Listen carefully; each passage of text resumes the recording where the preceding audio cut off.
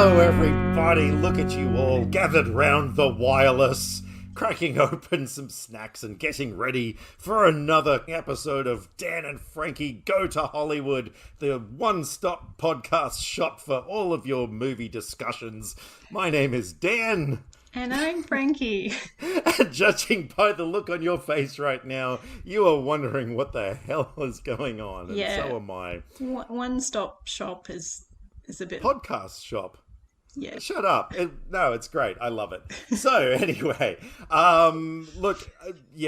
this is going to be possibly a bit of a weird episode. I've had a weekend that was bigger than big, and I think Frankie's kind of flying on fumes tonight as well. You missed the movie quote opportunity. Oh, what was that? It's bigger than Ben-Hur. Yeah, that's not a movie quote though. It's a phrase that's movie based, movie reference. Yeah, but it's not a movie quote. No, Name okay. One. Yeah. Look, I'm probably sure there is a movie out there somewhere that somebody made where somebody says something is bigger than Ben-Hur. I don't know what that movie is. I don't think you do either. And right now, our public out there are sitting there in their one-stop podcast shop going, "Oh, there's got to be a movie. I'm going to Google it." So anyway, if anyone has the answer, feel free to let us know. Not really. We don't care. So how have you been, young Frankie? What's been happening in your world? Not too much. I have not had the ridiculously busy weekend you've had, thank God, because I can't do weekends that busy. Yeah, look, I pushed myself, honestly.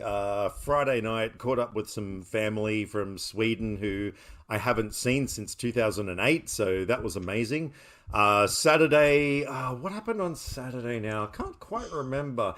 Oh, that's right. We had a combined engagement party baby shower with, of course, myself and my gorgeous fiancée Kylie, where we had a ton of people from locally, from interstate, from overseas, come for the absolute party of the year. It was enormous. And catching up with friends I haven't seen in so long, and everything was just brilliant. And followed by last night, where JM and I went to see Slash in Brisbane, which was, amazing as always. But yeah, I pushed myself a little bit far, which is why I'm saying strange things tonight. So but everyone's used to that by now, aren't they? You are. reminded me I need to buy my Mr. Bungle ticket. I forgot to do that when I got home. Oh! If it sells out by tomorrow, I'm going to be No. I don't think it will. I saw the Melbourne gig had limited allocations. Brisbane was still fine. But no, you need to get on that because Mr. Bungle is in 13 days and counting. Wow. Which I'm already calling is going to be in my top 5 greatest concerts of all time, but that's not movie related. What are we doing? Well, it's fun stuff. It is fun stuff. Look, I mean, the people want to get to know us and stuff. So yeah, now they know that we're Mike Patton raging is metalheads. a movie score composer. That is true. That is absolutely true. The rest of the band, I have no idea. Oh, no, hang on. We did have a Mr. Bungle reference in a previous episode, didn't we? Did I talk about the movie Parents? Yes. Because I got onto that because of right. Mr. Bungle, because of the liner notes in the first album. So, yeah. I think, was it in there or did we just talk about it? Either way, no idea. I know what you're talking about. Either way, I'm going to call them friends of the show, Mr. Bungle. Yeah. But no, it's been a very busy time. I personally have watched fewer movies in this time frame than I have in any 2-week period through the whole year. I still have a few to talk about, but I reckon you've probably got more than I do. So, what's been your, I had a bit. Well, before I get into that, we had some correspondence from our friend Nobbins about good old the Nobbins. Aidan Quinn versus Michael Dudikoff. Oh boy, here we go. Yeah, all right. Has Nobbins let me down, or am I hashtag Team Nobbins? Exact quote. Aidan Quinn is better looking than Dudikoff. However, he did follow that up with Michael BN. Mm-hmm. Yeah. It better looking than both, though.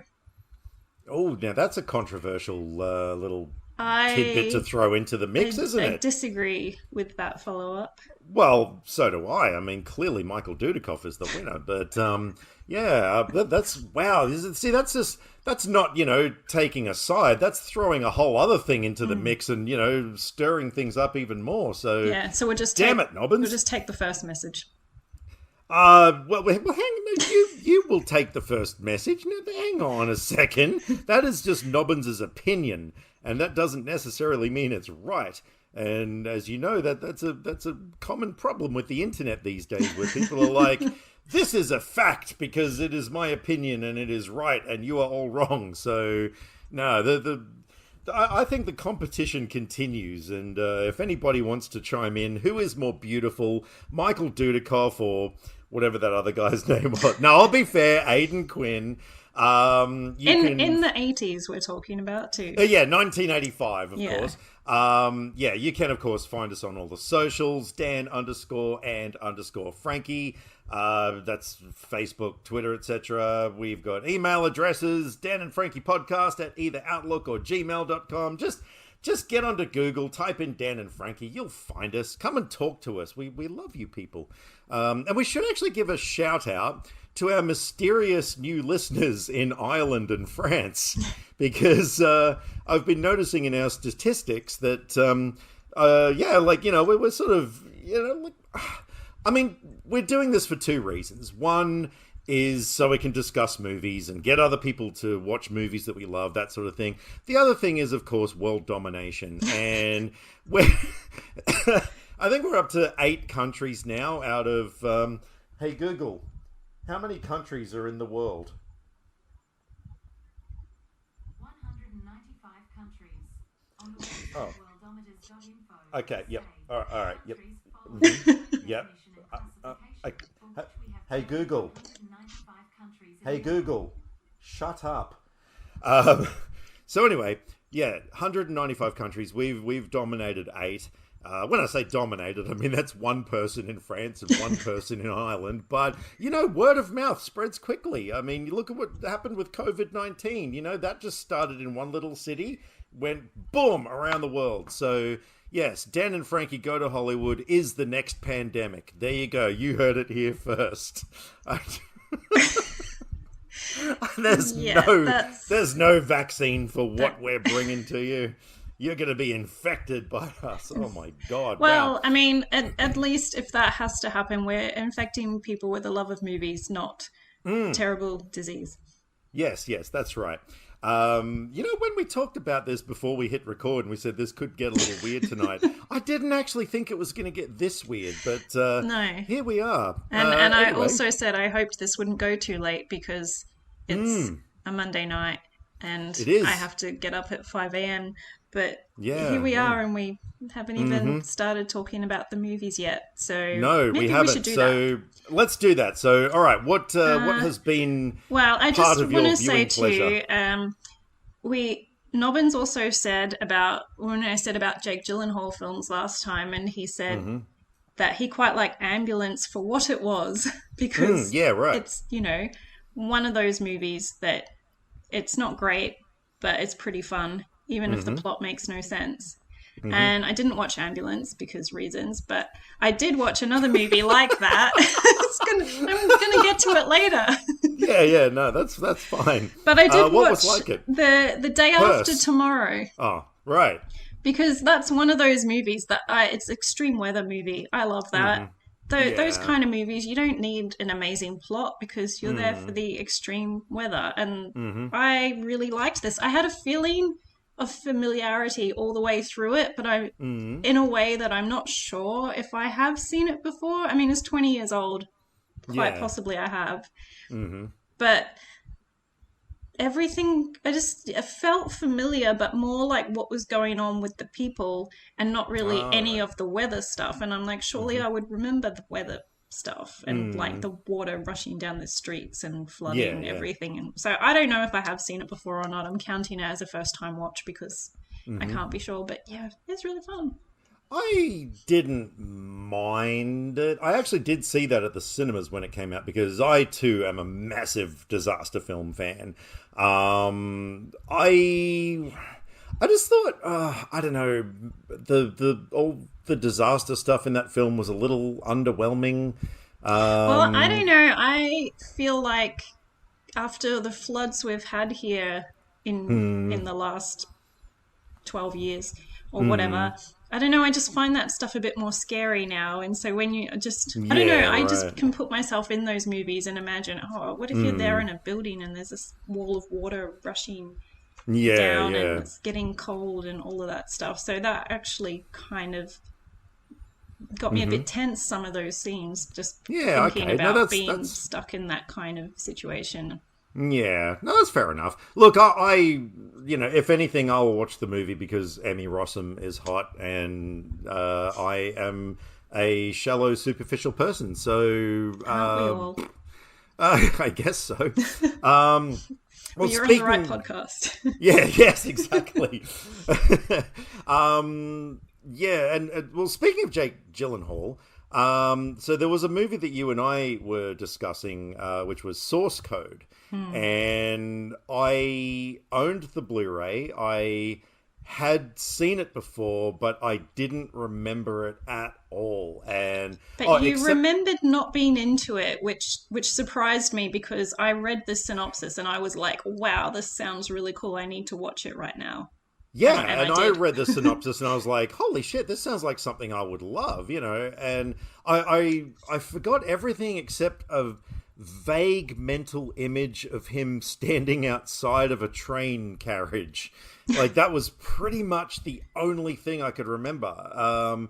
So I rewatched it, and yeah, look, I didn't mind. I still wasn't massively into it. And I know it's got like a huge rating on Rotten Tomatoes and everything. It was like a Does it? critical hit and stuff. Oh Ah, yeah, it's I think it had, was it in the high 90s or the low 90s, what? or I'm really maybe surprised even a movie the like that would rate mid so high. 90s. Hang on, I am looking it up. 92% on Rotten Tomatoes. And Wow. reading the consensus from critics and everything, like they went bananas over this I film. mean, I really liked it. I thought it was a lot of fun, but I mean, I gave it 3.5.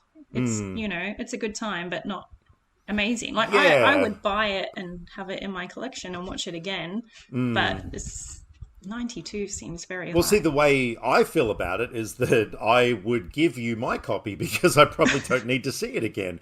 That's kind of like I gave it a 3. You know, it was better than average, that's for sure. But yeah, I can sort of already feel it starting to kind of flow from my memory banks a little bit. But yeah, no, I did enjoy it a bit more the second time round, I think. But yeah, anyway, there you go. So that was one of the ones I watched. You'll be happy to hear I started on my X-Men journey finally. Ooh, about time. It's only taken you 24 years. Yeah. I did try to watch the entire first trilogy before now, just to for completeness. But I only got to 2 of them because Right, right. they're not quite exciting enough to make me go, "Oh my god, I need to watch the next one." So Ooh. I, There's a yeah. controversial What? statement if I ever heard Do one. you think they're super exciting? Yeah, I do. Really? Oh yeah, but look, it might be because I've been on board these films since the first one came out in theaters, and it was huge, and it was. I just remember a lot of things like it went against what we kind of expected from an X-Men film because everyone was like, oh, it's gonna have like the blue and yellow uniforms like in the cartoons and comics and stuff. No, they came out with these black leather outfits. I was like, whoa, this is kind of groundbreaking. It subverted people's expectations in a way, and I don't know, as a product of its time, it was truly remarkable.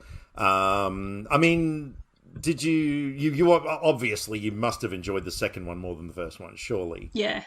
Yeah. because that is widely regarded as one of the greatest, The glow ups in terms first of one, sequels. I really loved the beginning where Rogue ends up at the bar and Yep. hides in Wolverine's trailer to go with him and all that stuff. But then they get to the school, and normally I like the whole, like, characters finding their powers. Like the first Harry Potter film, like setting up the world and they're coming in new and learning stuff and whatever. But I don't know, okay, take Wolverine out because he's like 50 times more interesting than anyone else. The rest of the movie was just kind of boring. Like none of the other characters really stood out as being that interesting. And the big, like, climax of the film wasn't very exciting.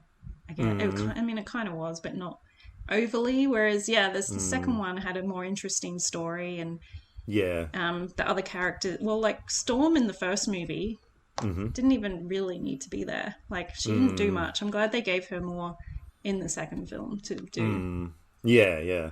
Well, I mean, it's hard to argue with that point about Wolverine being that he's had 3 solo films, based on that one character, and he's, I mean, the fanfare that accompanied his return to, Deadpool 3, like, so yeah, it's impossible to deny that.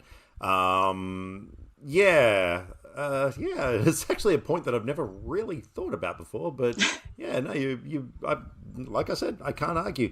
I'm gonna be very interested in your take on the third one. Because as we have discussed, that is a film that so many people criticized, in my opinion, way too unfairly. I really enjoyed the film, but that's because I am a hardcore DC fan, as you are, of course, and I had never read an X-Men comic in my entire life. I never watched the cartoon, and it seems to me a lot of the criticism for the third one was because from hardcores who, like, oh, that's not the way the characters are meant to go and all this sort of stuff. Like, whereas, I know nothing, so it's just a complete unknown for me, and I'm not even reading synopsis things or people's reviews or ratings or anything for the rest of the movies going forward, because I'm watching them all, so I don't need to know the stories, and it's kind of fun going in having absolutely no idea what's going to happen, except as I just discovered from a pop culture email that just happened to come in 2 days after I watched the films, that I get to see Wolverine in 1973. And I do love the 70s, so I'm looking forward to that. And I'm 20 years too late, or however long it's been, but maybe have a new hottest male superhero. Yeah. Maybe. I'm just thinking. I'm trying to think of the other ones, but I don't know, because he's got that whole grumpy, surly, and he just doesn't care about anything, and just, he's like, oh, I'm gonna do this, and just goes off. And I don't care about anything, but I'm not grumpy and surly. I'm like, a complete bumbling idiot. So well, but I like that in my fictional characters, not my real life people. So right. But I really enjoyed the third one. I thought it had some terrific action sequences. I loved where the character of Jean Grey went. I know that's a controversial opinion. I don't care. It's my opinion. You're lucky that I knew that she wasn't actually dead. Well, they did hint at that at the end of the second they made one, it really obvious. Yeah, exactly. He's like, looks out the window and then like, I'm happy now. Yeah, and then whatever the thing Phoenix was at the on end. the water. Oh, that's what it was? I was like, I can't tell what that is. It's something, something there. But no, the next trilogy, that starts in the 60s and goes on, like, oh man, they're brilliant films. They are so good and so tonally different from the first trilogy. I like that they didn't just keep rehashing the same films over and over again, kind of thing. They they really mixed it up and did a lot of different things, and I appreciated it. But I will be watching everything in release order, so Good idea. Be some time until I get to the Deadpool films. Oh, damn Not it. quite the end, but Yeah, I near the know. end. No, that's fine. That's all right. Um, It builds the excitement for the new one. yes, that is absolutely true. Is But that out at the end of this year? what, Deadpool Or 3? yeah, No, or is that's it? out in like a couple of months' time or so. Like Is it's, it? I can't remember the exact date off the top of my head, but That's it's exciting. very soon. So yeah, you need to just go away. I'll handle the rest of the podcast. You go and keep watching X-Men films. I'll just pretend I know what your thoughts are on the main films we're going to be talking about, and actually, I'll just go grab Bongo. That's something I can do. No, not really. But speaking of exciting, I was hugely excited to sit Kylie down and show her. Now, I know technically this isn't a movie, but it kind of is because it's a 3-part miniseries which puts together into like one 3-hour film. But I showed her the BBC version of And Then There Were None. Now, I have a history with this story. I don't know why, I think it was back in the 90s, I picked up the book, which wasn't called And Then There Were None. Yeah. It's a rather naughty was title. called 10 Little, it's a word that starts with N, and if you're a South Park fan, all I'll say is it's not naggers. That's all I'll say. Then the title was changed to 10 Little Indians. Of course, no, you can't have that. Anyway, it eventually became And Then There Were None. So I picked up the book when it was 10 Little, and I read this thing, and it instantly became not so much the best book I'd ever read. It was the best story I'd ever read. 10 strangers, pretty much, are invited to this mansion on an island out in the middle of off the English coast. And when they get there over dinner one night, and it's such a chilling scene, someone plays a record which has a voice that announces that they're all guilty of a crime and they will be punished accordingly and stuff. Anyway, in everybody's room, there's a nursery rhyme which basically goes, well, they changed it to Soldier Boys instead of boys. But it was like 10 little soldier boys went out to dine. One choked his little self, and then there were 9. 9 little soldier boys stayed up very late. One overslept himself, and then there were 8. So, and it keeps going down, down and down and down until, then there was 1, and then there were none. And it's, but everyone starts getting murdered according to the rhyme. So I can say it without saying who the characters are. So the first character who dies drinks a poisoned drink unknowingly, and so that's according to the one choked his little self. There's another character who they wake up in the morning to find that she's passed away in her sleep, and so that's the one overslept himself. And it is so goddamn clever. And because you know the nursery rhyme early in the book, and so it's this kind of fun thing about like, how is the next person gonna die, and some of them are fiendishly clever. The ending is so dark. I mean, it's not a spoiler because the movie is called And Then There Were None.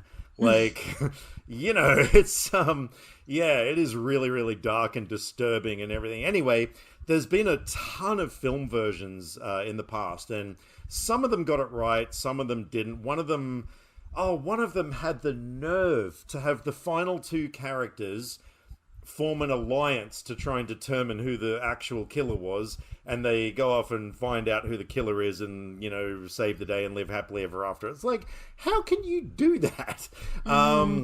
Whereas, so this one they got it mostly right, and I am such a fan of it. And Kylie is actually now reading the book as well because she was that engrossed in the story, and of course the book is better. Now I noticed that you had also seen this BBC series and you'd given it a 4 out of 5 once upon a time. Do you remember much of it? No. Well, there It's a you go. long time ago. I don't Right, remember a right. lot of the details now. I Yeah. know, obviously, I remember that I really liked it, but yeah, Mm. it was quite some time ago. Yeah, yeah. Well, to me the novel is a horror story. Like, there's a scene where kind of the main character, if you will, like the story is largely told through her eyes. She was accused of leaving a young boy to drown when he was in her care, and there's a scene where she walks into her bedroom, and it's in the dark, and she feels his cold hand on her neck and screams and everything, and someone has just draped a wet piece of seaweed from the ceiling and it's touched her, and like all of that stuff. I'm just like, that's chilling, in this film or miniseries version. That scene was done incredibly well. It was full on horror. She's in her room, the audience sees the ghost of Cyril back in the background behind her. She doesn't. And then she's leaning over the sink, and all of a sudden, Cyril's hand comes up and grabs her by the throat from the sink. And I'm just like, man, that was actually a moment that I thought was done better than the book. There were a few instances where things were better than the book, but yeah, look, I implore people to check that out. It is an absolute masterpiece. It's from 2015. I don't know where you can track it down. I don't know if it's streaming anywhere. I don't actually think it is, but order the DVD. Go buy it. Enjoy it. If everything I've just said sounds appealing, you will love it. So there you go. Mic drop. Yeah. So what else have you been seeing? Well, I watched a few of the most highly regarded films of last year / this year, depending where you live. Neil Breen? Um, no, What? Oh, okay. I'm sure you are surprised. I actually am. Wow. All right. I watched The Zone of Interest. Yes, which I am also interested in. Brumts. Yeah. And what did you think of Yeah, that? I quite liked it. I did not think it's the masterpiece that a lot of people do, but I mean that Ooh. does happen quite a bit, and Yeah. movies get overhyped. I don't know. I guess I don't have the Mm. same taste as a lot of people, but Yeah, yeah. it was really interesting. Just the whole nature of it, that it's just following this family, and that they rigged up cameras and microphones throughout the house rather than like shooting like a traditional movie. So Right, right.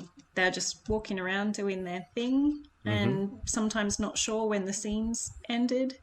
And Okay, there'd be that's like a interesting. director's assistant would be in there saying cut or whatever because everyone else was outside looking at things. But yeah, Yeah, so yeah. I think just the nature of the film, that it's just sort of following the family going about their everyday lives, Yeah. just didn't really hit for me. Like, I remember I watched a movie which I should have looked up, but I forgot that Oh, I what? thought about mentioning it because Listen to you clicking away. I watched this German film years back because it had my favorite German actor in it, and I caught it at the German Film Festival. I watched a German film once as well, and that's where the number 137 came from. Should I talk about that while you're... No. No. Yeah, it was So this not movie appropriate. was called. And while Frankie is looking for this movie, I'll be here to entertain you. Here's a joke. What do you get when you cross a dyslexic with an atheist and an insomniac? Tick tock, tick tock, tick tock. Someone who lies awake in bed at night wondering if there really is a dog. Are you still looking? No, I was waiting for you to finish that. Oh, because that's the only joke I know. Anyway, So go for it. this movie's called Mein Kampf, obviously, Oh, and right. it's Based on a famous like uplifting book. a parody of Hitler, pretty much. Ah, right. But even though it's a parody and about how, he got rejected from art school and all that stuff and following him, but it then sort of switches to a more serious thing. And I remember at the end is following these like two old men in one of the camps, and and follows them, you know, walking to their death at the end. Right. And so that hits you, obviously. Yeah. And you've just been laughing at this kind of parody type movie, and then you get that. And so it just really, you know, then you're like, don't cry, about to walk out of the cinema and be surrounded by people and all of that kind of thing. Whereas Zone of Interest just ended. It didn't have the, I mean, I guess if you thought about it, and there is some stuff that, you know, they don't show you anything, but you can hear stuff, so you can kind of use your imagination, but it didn't hit hard. And there's a weird thing at the end that I won't say, obviously, that just, I don't know if that was meant to be that hard hit, that just didn't. Right. So, yeah, I mean, good film, worth watching, but I was just a little disappointed, as I was with The Iron Claw. Wow. Because this is like horror world gone mainstream, where a horror movie comes out and you see all these people talking online and they're like, oh, this is so scary, it's got such really scary scenes, or like, you know, Terrifier 2 where people are throwing up and all of this, and so you're like, oh wow, this is actually going to be an amazing horror movie, and then you go see it and you're like, yeah, it's a horror movie, but it's not like one of these out of the ordinary super scary ones. And The Iron Claw, everyone hyped it up so much as being so sad and making people weep and everything. And so I was avoiding everything that I could, apart from one reviewer who talked about seeing it blind and then dropped a spoiler in one line that he could have left out. So I kind of knew some stuff that was coming, but it kind of is a film in two halves, because I know I was about 50 minutes in and I messaged you and Nobbins and said, this is not doing that much for me. And then just after I said that, I felt the mood change in the movie, and I was like, okay, here we go, hit me with it. And then it didn't. I think it had so much stuff it wanted to show you that it had no choice but to kind of just glide over everything and be like, this happened, and then this happened, and then this happened, and then this happened. And so you didn't really have enough connection to the characters to overly care. Zac Efron is obviously the main character that you follow, and so you're more connected to him, but the rest, not really. And there was one scene that I've actually seen reviews that people really hated that scene and thought it was stupid. But there was one scene that got me, and I'm waiting for you to watch it so I can tell you what scene it is. Oh, look, you may as well. I mean, the whole film was already spoiled for me by Nobbins, who thought that I had seen it, and so when he was chatting with us, he proceeded to dump an entire bunch of stuff about basically the fates of all the characters, and I'm just like, wait, dude, you realize I haven't seen it yet, don't you? And he's like, oopsies. That was the exact word, was oopsies. And then he proceeded to go and delete the messages, which was the most pointless thing because I had already read them. I mean, deleting messages does not actually erase them from the reader's mind. I will say, though, I don't know what you saw because the messages were deleted by the time I came back to the chat. But I did know, kind of. I didn't know specifically each thing, but I knew the fate of more than one. And it's still good to watch, even if you know. I mean, you're kind of waiting for it because you know it's coming. But, I mean, at the same time, you kind of know something's coming because everyone talks about what a sad, tragic film it is. So I just thought that was because he lost a wrestling match.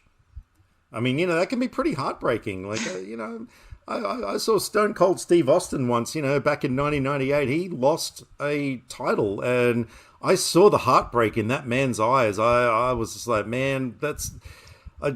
almost wept, but yeah, I'm But rambling. yeah, it was interesting. Like Zac Efron obviously was good. I agree with people's chatter about him Mm-hmm. and should have been up for some awards for that. Mm-hmm. And Jeremy Allen White was good. I know him from The Bear, which is the show that's taking me 50 million years to watch because Yeah. it's so stressful.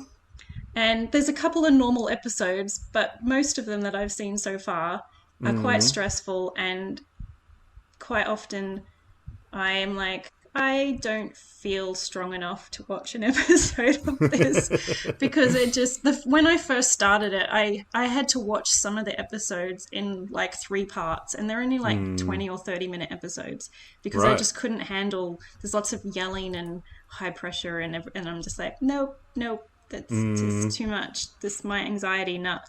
But I keep going back to it because it's really good. Mm-hmm. So yeah, and then the other Yeah. film I watched connected to The Bear because Mm. I also watched Bottoms finally because Ah. thanks to Nobbins again, Yeah. Wow, because he's just he getting a alerted massive us rap in to this. the fact that it had come on to Amazon Prime recently. So I Yeah. went to So. watch it, and that has I'm gonna get this name wrong. Io Adberry, who Hey is up. also from The Bear. And it was Mm-hmm. really interesting because I've only seen her in that, and her character in Bottoms is quite different. Mm-hmm.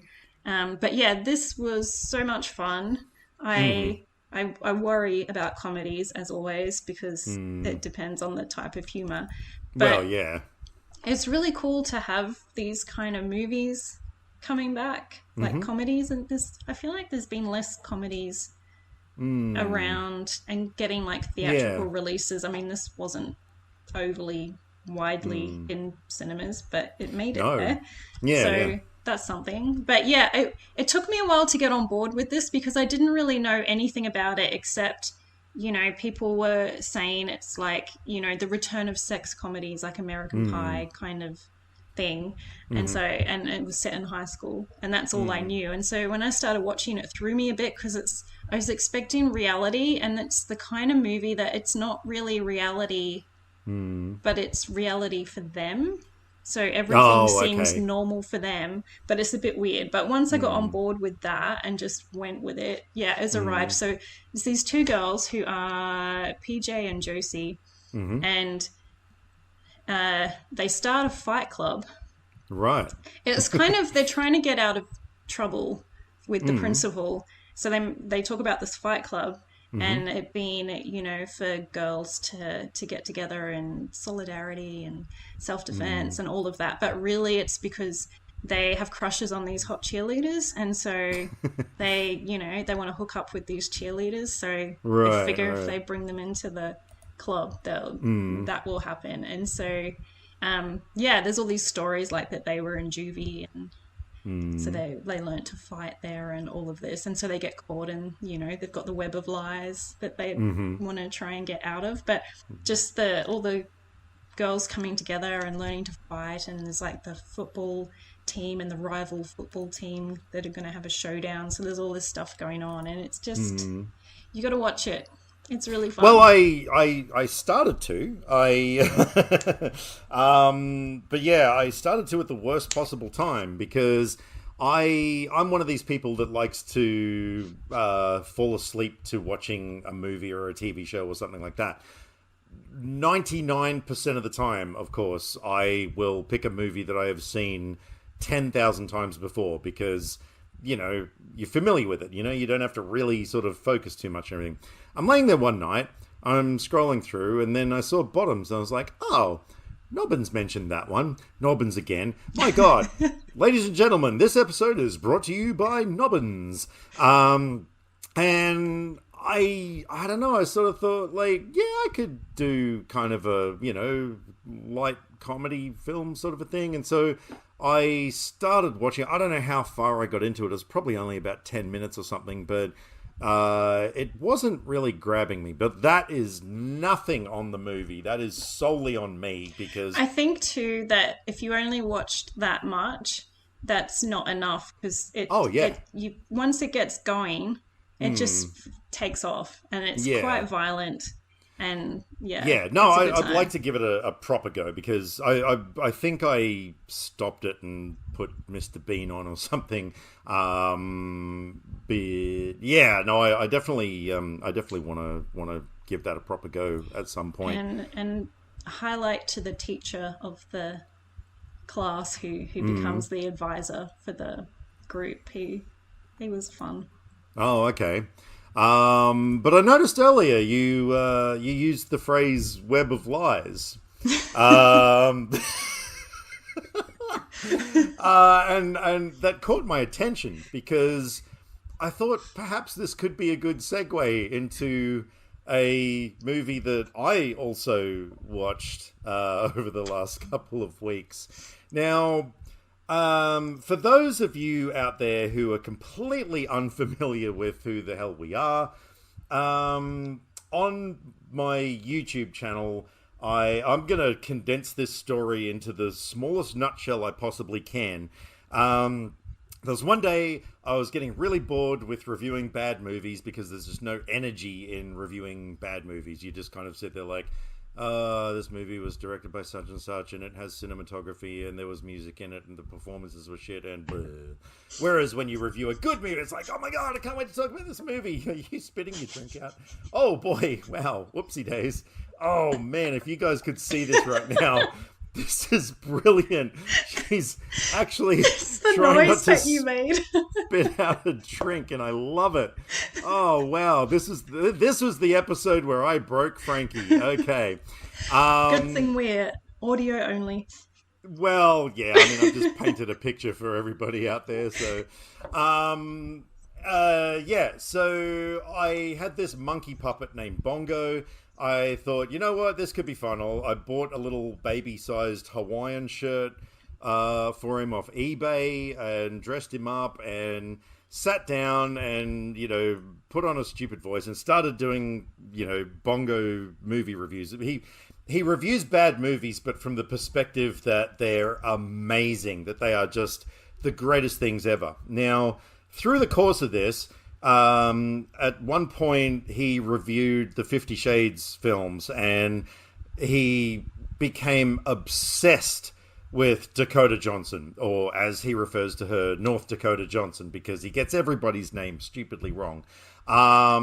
So Bongo became way more popular than I have ever been. He now fronts his own band that has an album on Spotify. He has sold more merch than I ever could dream of doing. He is a thing. So being that a new Dakota Johnson film was out, being, of course, Madam Web, I thought, it's just not going to be right if Bongo doesn't review this film. Now, being that, Bongo can't get to the cinemas on his own and stuff, of course, I have to kind of chaperone him.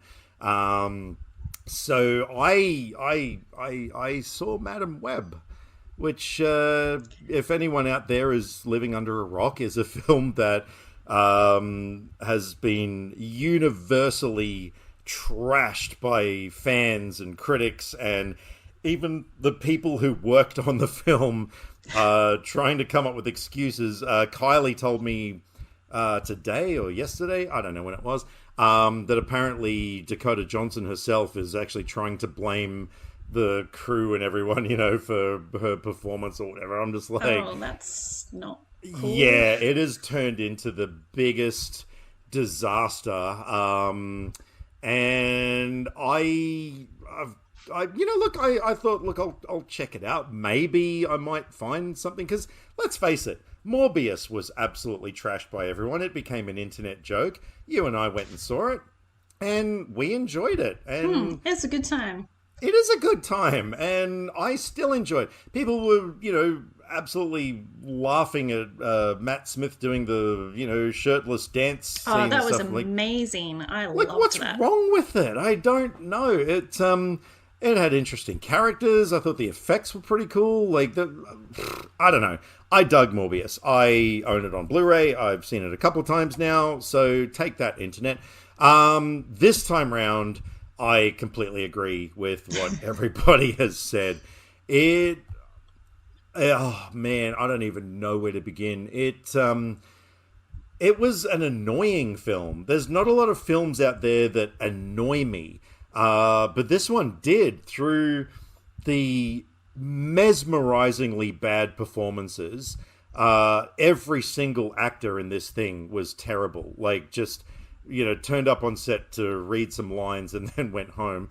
The editing gave me a headache. It was, you know how they do that thing in the Saw films, where like they sort of do all these really quick cuts, like, shum shum shum shum shum. This had scenes that just did that over and over and over again. There were some parts that were filmed from like several different angles, and they would use every single shot, like, rather than just picking, say, the two best ones or whatever. They would choose absolutely everything to throw into a scene. The story was bland. The dialogue was atrocious. There was barely anything that I really could say that I enjoyed about it. I mean, it was brief, I guess. Like, that's one thing. Bongo, of course, loved it. Here's a review on my YouTube channel, Movie Talk with Dan Jensen, if you'd like to go along and see a different perspective on the film. But yeah, I did watch the pitch meeting video, which was very enlightening of like some of the plot things. I normally Ryan George is so on the money with these things. I actually think he could have gone deeper into that film and like probably touched on some more things, but maybe he was just in shock at how utterly atrocious it was. So, how would you rate it on our scale? Madam Web? Yep. We have two scales. Or Licorice Pizza? Oh, the Licorice Pizza scale. Oh, well, okay, yeah, this is the first scale. I know where this is going.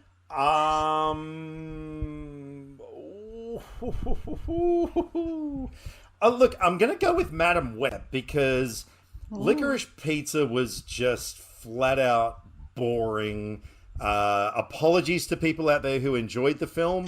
As I always say, I wish I could be you. Like, I want to like every film that is out there. I'm not criticizing anyone who enjoyed that film. Just for us personally, we freaking hated it.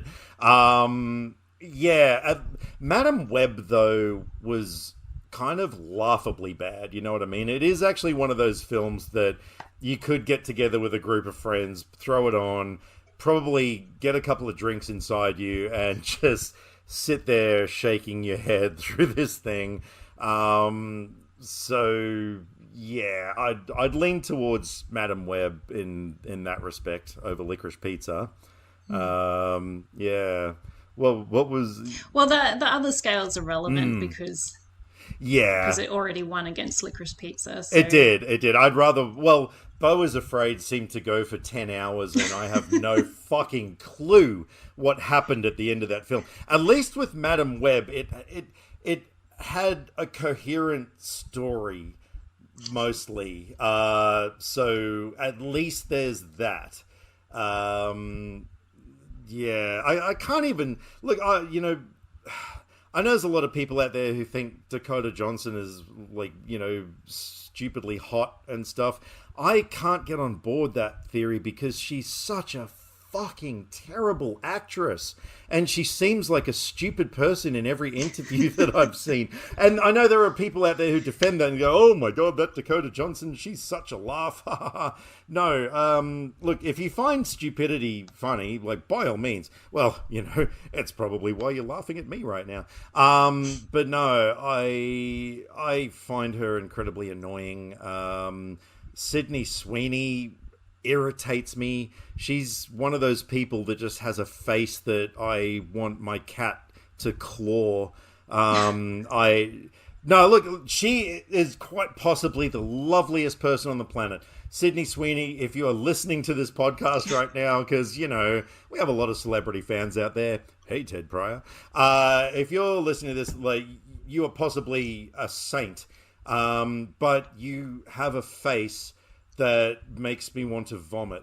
I don't know. There's just, there are people out there. You're looking at me weird right now. Yeah, I know what you mean about there's people, like, I have certain actors that I just can't stand Yeah. to look at, and I try to avoid their movies unless it seems really interesting or whatever. Mm-hmm. But they don't make me want to vomit. Oh, look, all right. Maybe I'm exaggerating for comedic effect Yeah. here. Yeah, and I know there are people who are maybe listening to this going, oh my God, that's a bit harsh. I'm going to turn this off right now. I'm just having a big old joke, okay? Her face does bother me, but yeah, it's fine. I can let it go. Look, on the flip side, there are probably a ton of people out there who look at me and go, oh my God, his face makes me want to vomit. And so that's fine, like I'm totally cool with that. I wake up in the morning, I look in the mirror and I want to vomit. So, there you go. But anyway, look, Madam Web, believe the hype. It is an absolute freaking train wreck of a film. But there are worse films out there. So, yeah. Speaking of bad films. Yes. I watched one called Progeny, which was so bad my DVD stopped working when there was 20 minutes left. But luckily it was on YouTube, so I could finish it because those last 20 minutes were the best 20 minutes of the film, which is not saying much, but this was part of my... Remember how last year I watched The Exorcist 3? And I do remember that. Was completely obsessed with Brad Dourif's performance, and so decided I needed to see every other film that he's done, even though he doesn't perform like that in every other film. Yeah, I remember it well because all I heard about for several months was Brad Dourif this and Brad Dourif that, and yeah. Yeah, well, you can enjoy Jake Gyllenhaal this year. Thanks, prisoners. Oh, wow. Okay. So, this was a stack. I bought a bunch of cheap movies from eBay, and this was one of them. And it was about a couple who have an alien encounter one night while they're having sex, and as you do, they just lose 2 hours, and then he goes under hypnosis to remember that it was aliens, and then next thing his wife's pregnant. And it's alien baby, and Brad Dourif is the alien abduction expert. That the guy's an ER doctor, and so he calls him in because everyone's just saying it didn't happen. And he's being weird, and his wife is fine, even though the weird stuff happens at the ultrasound and stuff. Maybe this is a good one for Kylie. I'm just thinking to myself, there's a lot of what you're describing right now that actually hits pretty close to home at this stage in life, but especially with aliens and weirdness. But yeah, but it kind of, Brad Dourif does wear under his suit. It's probably a vest, I don't know, because he doesn't take his jacket off. But a very lovely, cozy knit, like V-neck sweater thingy. So that's one of the nice things in the film. That is actually what you took away from this film was a V-neck he sweater. walked in and I was like, okay, ooh, that's a nice cozy sweater. Right. But right. I don't know. Do you want spoilers? Does anyone care if I spoil I don't think this is the kind of movie that people like, okay, what are we going to watch tonight? Oh, let's have a look where Progeny is streaming, or, can we download it from somewhere? Because the last 20 minutes, he goes to Brad Dourif, I can't remember his name, and he's like, I'm an ER doctor, so I'm going to take my wife to this, because the wife's going a bit crazy because the alien baby is controlling her, and so she gets put in a psych ward, and the guy gets her with Brad Dourif, takes her to this room in the ER that's it's nighttime, so it's empty, locks them in, and Brad Dourif is filming because he wants to get his proof of alien life, and so he starts doing. Knocks out the wife and is like, I'm gonna cut this baby out, do it to get rid of it, because it's an alien baby. Of course. And then he's saying to his wife, oh, don't worry, I'll do it so you can you can have another one later, and all this stuff. Right. And then he realizes that the alien can control stuff, short out the machines and everything, and so he's like, the video that Brad Dourif showed him, this like dodgy Russian thing that was the closest thing they had to proof, was the alien came out because the woman died. So he's like, okay, I'm going to kill my wife, and so that the alien comes out because it had burrowed and attached to her spine. And so he's like, I'm going to do that, and then I'll bring her back after 3 minutes once we've got the alien out. Right. But what? And Brad Dourif is like freaking out. He's like, no, you killing her. I'm out of here. So he takes off, and yeah, he's saved from the rest of the movie. But then what happens? The alien comes out, does its alien thing. As they do. And everyone else has figured out what's going on by then, so they're coming to break into the room to get her. And then they open the door, find him there, and his wife is dead and stone cold because the aliens did their alien thing, and so it was like half an hour later rather than the 3 minutes that he needed to bring her back. So he goes to jail, and then the aliens beam him up at the end. Wow. Why? Who knows? Yeah. And the alien creature effects were done. Oh, what was the guy? His name was like Screaming Mad George, I think. Oh, okay. The guy who did the alien effects, and they looked pretty cool at the end. Like, you don't get to see a lot, but yeah, that was the longest 90 minutes. Yeah, just hearing you describe that was the longest 90 minutes for me as well. Like, hang on, wait a minute. What? That's only been a few minutes. Wow. But I will finish with another Jake Gyllenhaal film because I then watched Nightcrawler. Finally, I tried to watch it all week, and I kept having games nights and something else that took my nights away. And so I finally watched it on the weekend, and I did not know Jake Gyllenhaal could be so creepy. Oh yeah, no, that is an amazing film. That one, isn't it? Yeah. Because I didn't really know what I actually must have mixed it up a bit with Zodiac in my head, because I had in my head that it was some kind of like, well, I guess not really, but like about a reporter. But I thought it was just a bit more like normal reporter chasing a story, not the whole filming and setting stuff up and all of the things that it is, and that it would be such a weird and creepy character. But the kind though that like he kind of made my skin crawl. I've never like it's At so night. rare to get a character like a Nightcrawler. like that. God, yeah.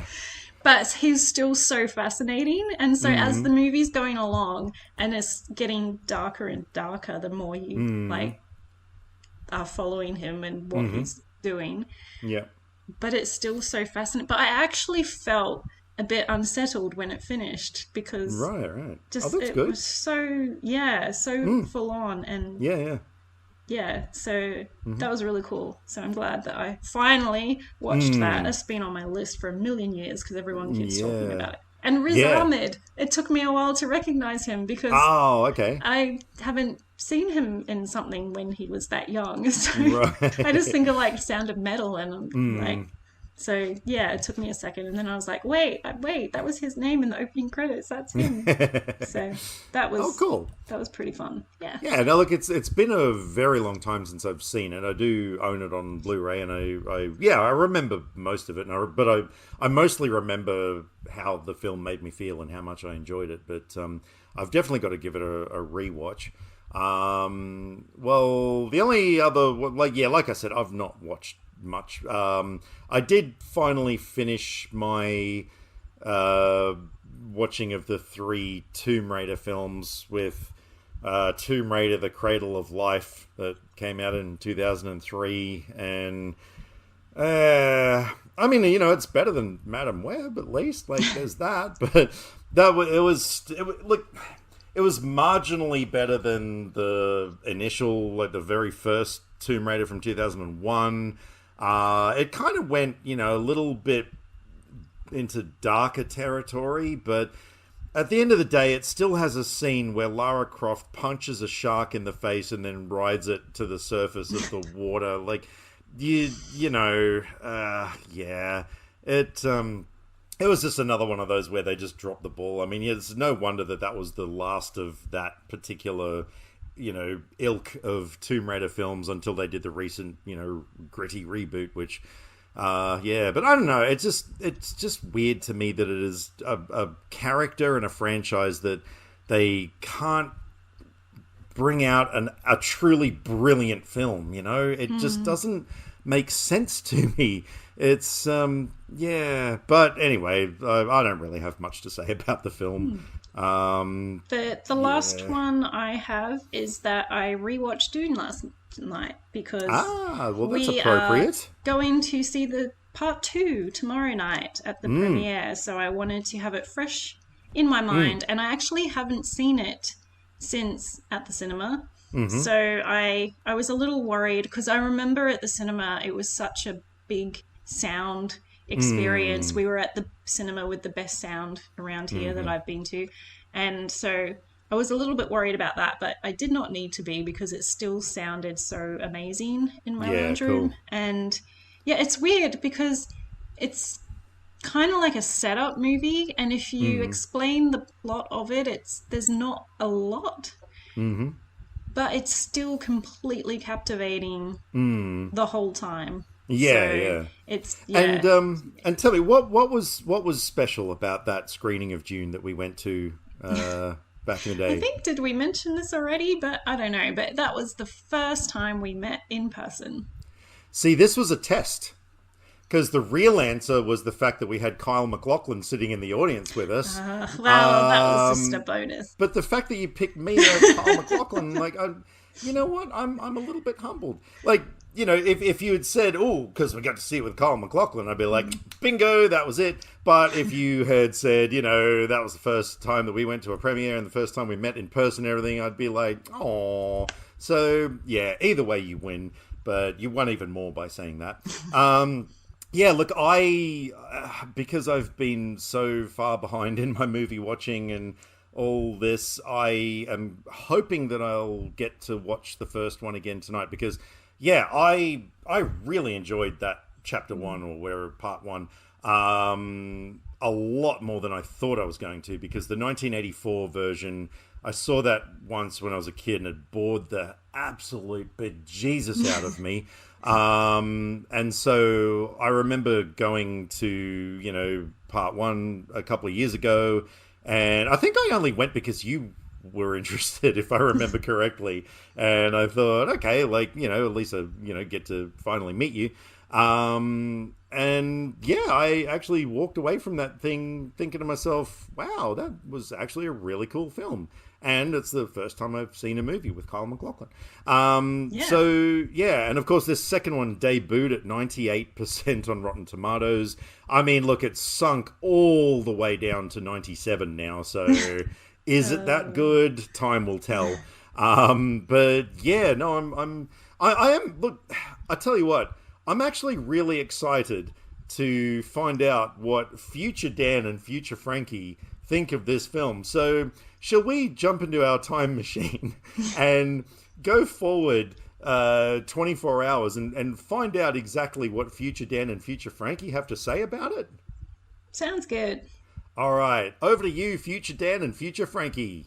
Wow, thanks for that, past Dan and Frankie. I hope you guys are having fun living back in yesterday while we're living it up and having fun in the future. Anyway, yes, we have just gone and seen Dune Part 2. Big thanks to Universal for having us along for the premiere. And yeah, that was something. What did you think of it? Well, I think I liked it more than you did. I think a lot of people might have liked it more. No, yeah. I don't know. I mean, I have a lot of things to say about it, but look, in general, yeah, for me, I don't know. I went into this knowing that, so many people had sung high praises of it, and I was a little bored, and I didn't hate it. I mean, you obviously quite enjoyed it from the looks of things. Well, I thought it kind of followed on from the first one in that there was the visuals and everything and the sound and everything was so good. And there were some sort of lesser parts to it, but I think everything else made up for it enough that it was still a really good time. Yeah, I agree. I thought the visuals, sound, everything, like on a technical level, yeah, it was superb. But story-wise, it just didn't hit the mark for me. But not only is this going to make for a very interesting debate on the car ride home, and I promise I won't throw you out. But look, I think we probably have a lot more that we need to talk about this. So how about... Oh, I was just going to say my main sort of takeaway from it at the moment is that Austin Butler kind of stole the show. Oh, there's no doubt. He looked incredible. Yeah, that's what I mean. There's a lot of things I did like about it, but this is going to make for a more in-depth discussion. So I think maybe we should devote an entire episode to this. And I think moving forward, we should, every time we come to one of these premieres, we should maybe do a review episode. So, yeah, all right. Well, we'll throw it back over to past Dan and Frankie, those jerks. And yeah, we'll go and do an episode. So stay tuned on social media and whatnot. We'll have a review episode up as soon as we can, just so we can cash in on those clicks and stuff. But yeah, And talk about it without being vague and just go spoiler mode. oh yes, we will go full spoiler with this one. So yeah, thank you very much, Dan and Frankie. Over, back to you. Oh, those two. I can't believe that's what they had to say about Dune Part 2. Can you? Very surprising. I know. I particularly didn't expect that comment from you when you said that thing that you said. But yeah, very insightful analysis. Full of surprises. You sure are. Wow. Oh, goodness me. All right, well, I think it might be time to zip over to the next segment where we talk about the main films. What do you reckon? Yeah, let's go. All right, and so our big segue here, of course, is that Tomb Raider: The Cradle of Life was directed by Jan de Bont, and we're going to go over to one of Jan de Bont's better films, Speed.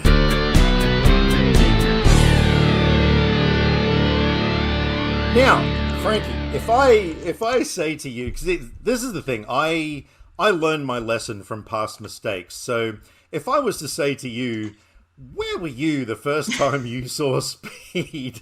Am I just going to get that look from you, just like, I don't know what I did yesterday, let alone where I was back in 1994? I can tell you because Ooh. I feel really bad saying this. Uh-oh. I actually did not see Speed until the 3rd of September 2022. And you call yourself a movie fan. Really? I don't know Wow. how, unless I saw bits of it like in the 90s or whatever, but I don't remember actually watching it. And when I watched it in 2022, like I didn't like it felt like a new movie. Besides, obviously I've seen bits and pieces around just because it's a huge movie, but It is a huge movie, but to any of those other people who have no idea what the film is, so of course it's a 1994 action frickin' blockbuster starring Keanu Reeves, Jeff Daniels, Dennis Hopper, Sandra Bullock, Ferris Bueller's best friend, who was of course played by the amazing Alan Ruck. And it is about a mad bomber who has put a bomb on a bus. If the speed of the bus goes over 50 miles per hour, which for all the Australian listeners out there is 80.467 kilometers per hour. Let's just round it down to 80. Yeah, look, I've done my research, sister. Yeah, it will activate a bomb on the bus. If the speed then falls below 80.467 kilometers per hour, 50 miles per hour, it is going to detonate. It is going to blow up. And so Keanu Reeves plays a cop, of course, and he finds his way onto the bus, and through a series of circumstances, Sandra Bullock's character has to wind up driving the bus, and they've got to keep it above 50 miles per hour. And as you can imagine, that is not easy in downtown LA, where there is traffic and there is all sorts of other obstacles, and mayhem ensues and excitement happens and audiences pee their pants and everyone has a good time. So yeah, that's essentially what the film is about. So what are your thoughts on it? Like, you know, Well, I was surprised watching it, and probably was the first time too, that the bus stuff actually happens later, and it starts with a bomb in a lift in a high-rise building.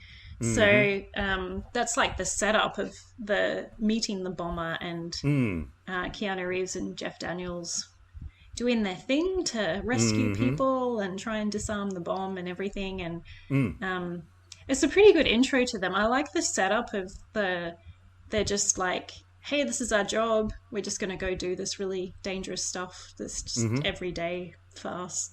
yeah. I don't know. I really like Keanu Reeves in this as this character. I think he's like one of the coolest characters.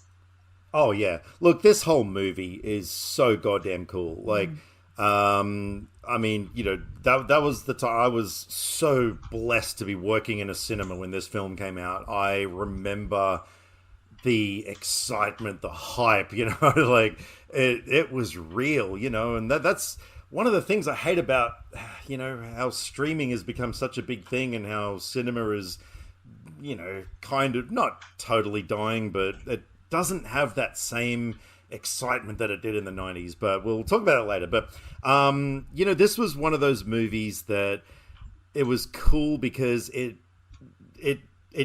knew that it was cool. Like, you know, the dialogue was unrealistic, but it was quotable. The amount of times in the 90s that the phrase pop quiz hot shot was spread around, I'm not kidding. Especially amongst all of us staff, you know, because we vibed on a lot of movies. We took a lot away, you know, like we would say all these sort of things as well. But yeah, there's so much quotable dialogue. But yeah, it's the kind of thing that it just belongs in a 90s action film. You know, they were just such a product of the time, but I still find them so goddamn cool. I thought the script was so great in that it sets up so many multiple dilemmas.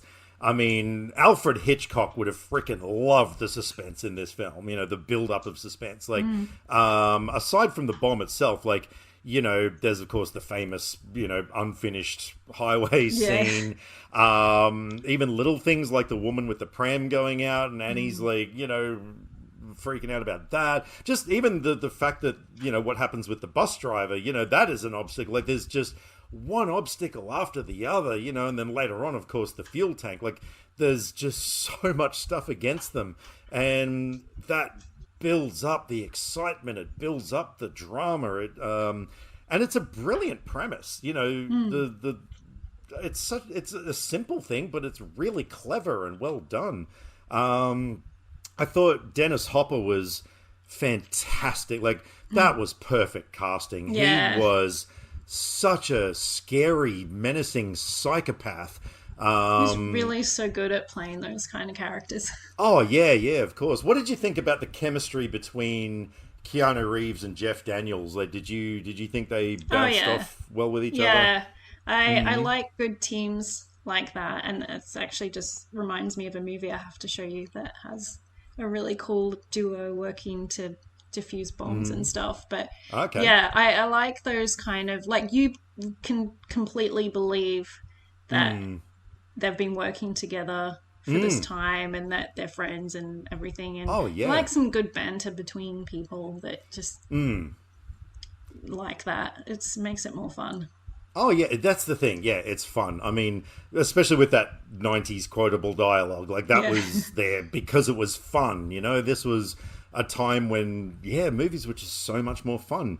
A movie like this doesn't need to be realistic. It just do whatever to just make it fun and suspenseful and just a wild ride for everyone. Because, I mean, it's a movie about a bomb on a bus, so...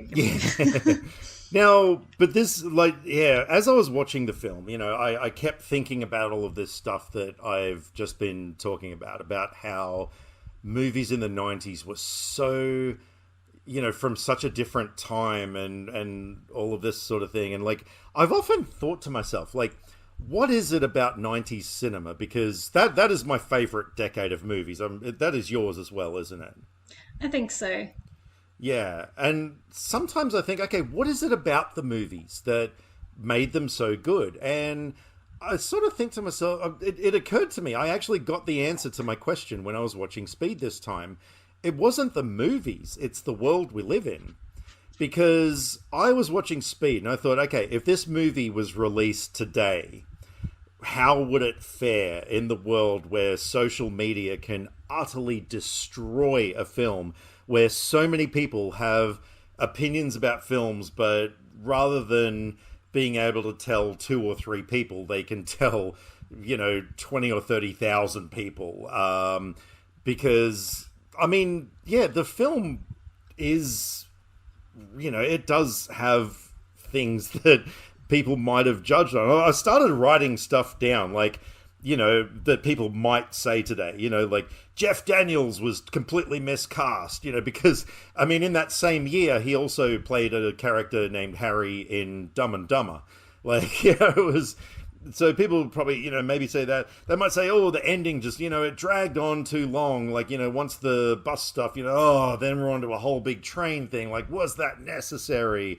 The fact that Annie was, and I hate this term so much, but I am sure not you good people out there in Radio Land, so many people would be criticizing Annie as being a Mary Sue, which is a character that just automatically knows how to do everything because, she had lost her license. She was already, and suddenly she knows how to drive a bus. And admittedly, there were bits where, like, what was it?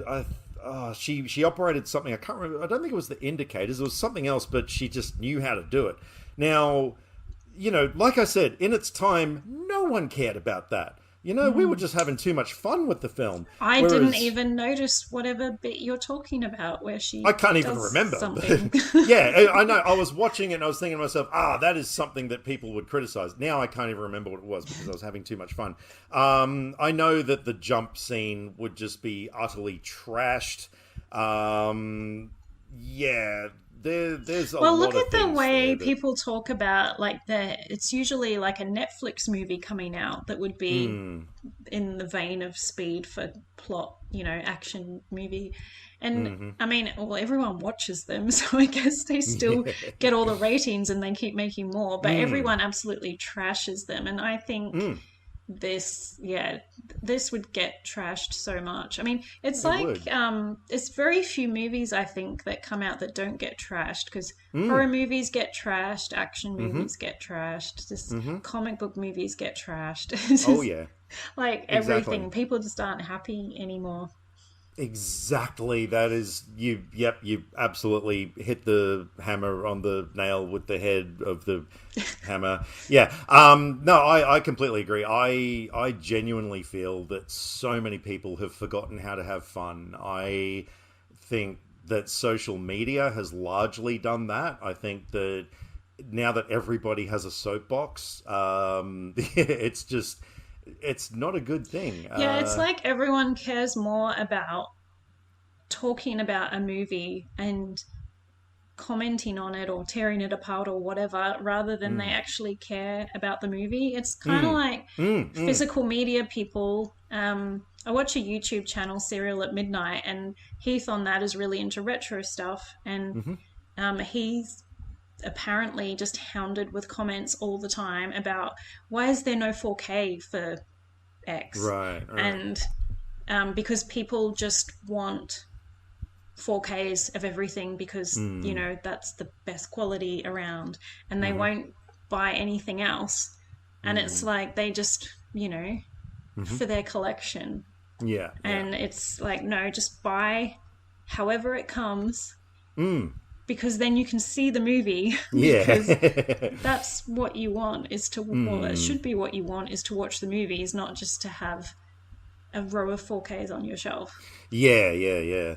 I mean, yeah, look, I like I said, being in a cinema environment, because I worked in cinemas from 93 to 99, and I was so spoiled because, being around that atmosphere, and all of the cheesy movies, like when Independence Day came out, my God, that was the biggest thing you could imagine. And I remember that. not a single person came out of the theater going, oh, well, I've got this list of complaints about it, and, Will Smith's dialogue was just so cheesy, and, I didn't like the alien designs, and, this role was miscast, and blah, blah, blah, blah, blah. Like, you didn't hear any of that. You just had people coming out of the theater filled with excitement going, oh my God, that was so much fun. And then going back and seeing it again and again and stuff. And, Speed was exactly that kind of thing. Like, yeah, the excitement was just paramount, amongst people. And no one complained because everyone was having a lot of fun.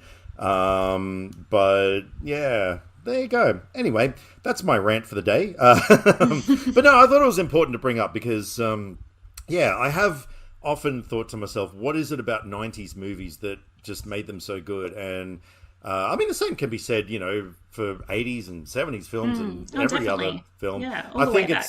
Yeah. But I think, I guess 90s movies appeal to me because that was just kind of the time where I really started going to a lot of movies and really, absorbing everything a lot more.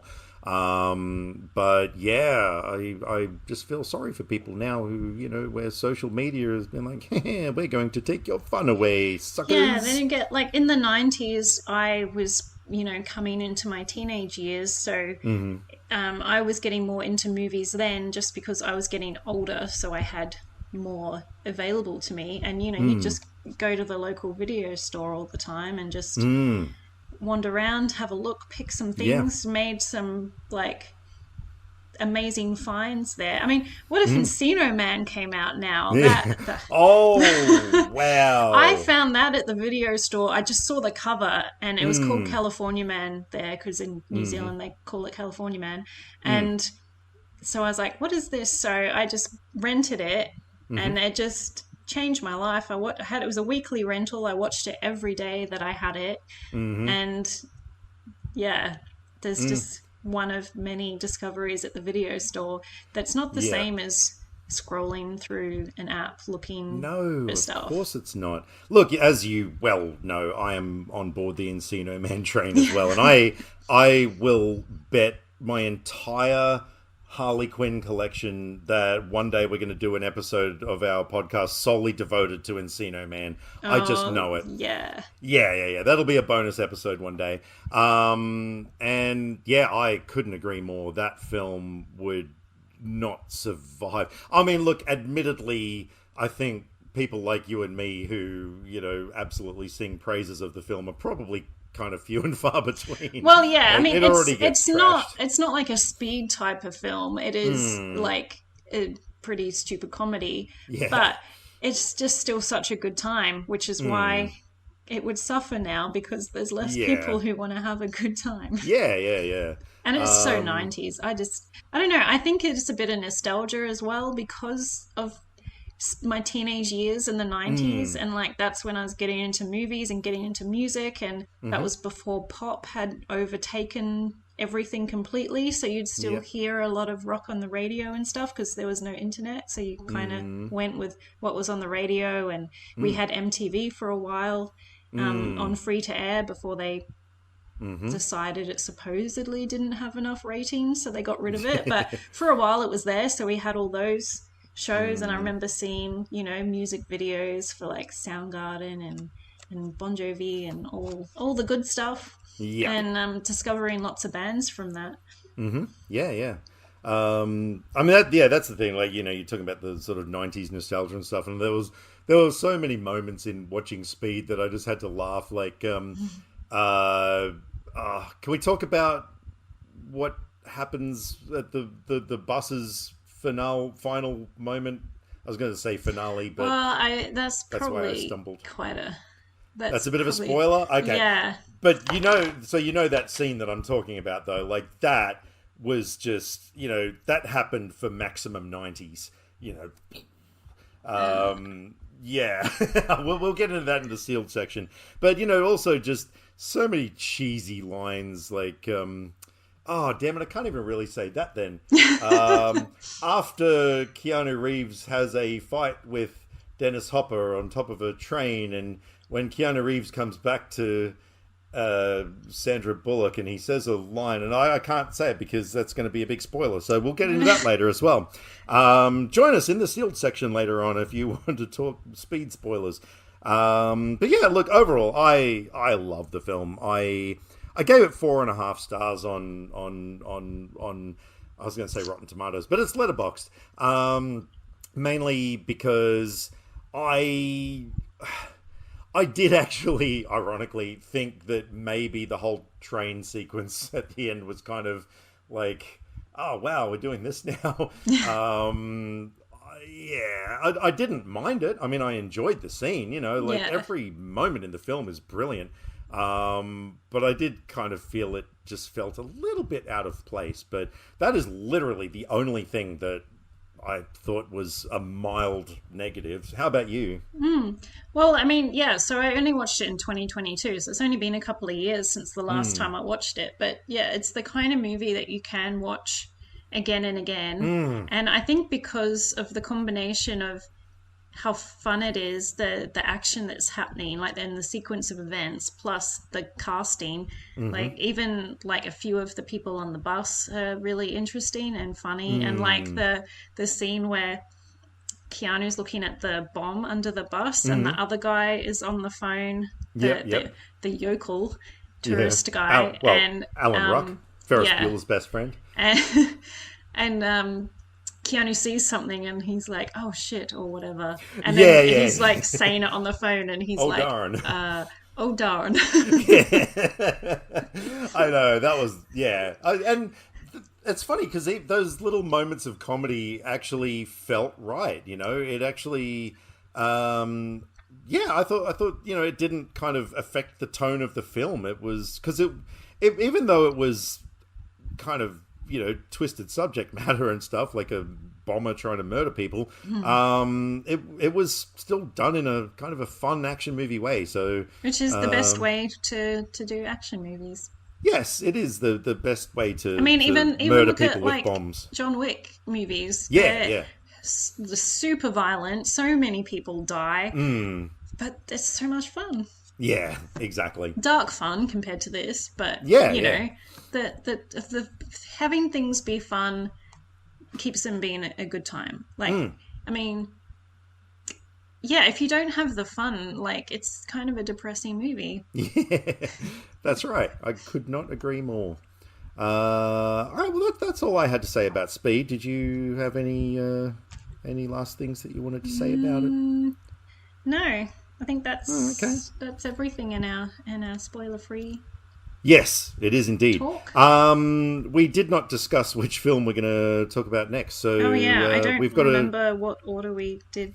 I don't either. So what do you want to talk about? Brainscan or this is Spinal Tap? Let's do Spinal Tap first. Woohoo! Living in a hellhole. You know where you stand in. Sorry, I am obsessed with that film. It's very simple as far as the synopsis go. It is about a fictitious rock band from the UK. It is a documentary, if you will, rockumentary, or in this case, mockumentary. It is one of the first, like, really famous mockumentary films, and it just follows the rise and fall and rise again of this fictitious band. That is all there is to it. But this film, when it came out, it fooled so many people. And I'm talking people like Ozzy Osbourne and who else was it? Was it, I want to say Alice Cooper, but there were other famous rockers who watched the film and were just like, oh my God, that happened to us, and stuff like that. Like, it actually fooled people. Now, I'm throwing this over to you because I I first saw the film in the early 90s. I was obsessed with it. I have seen it a million times, including I've been so lucky to actually see it on a cinema screen.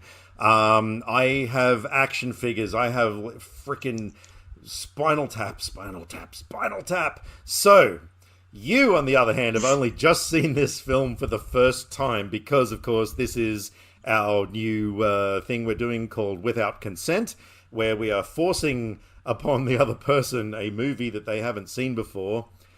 Frankie, what did you think of This Is Spinal Tap? So much pressure. No, not at all. If you tell me you hate it, we'll have an interesting debate. Oh, you know I didn't hate it. Yeah, I know.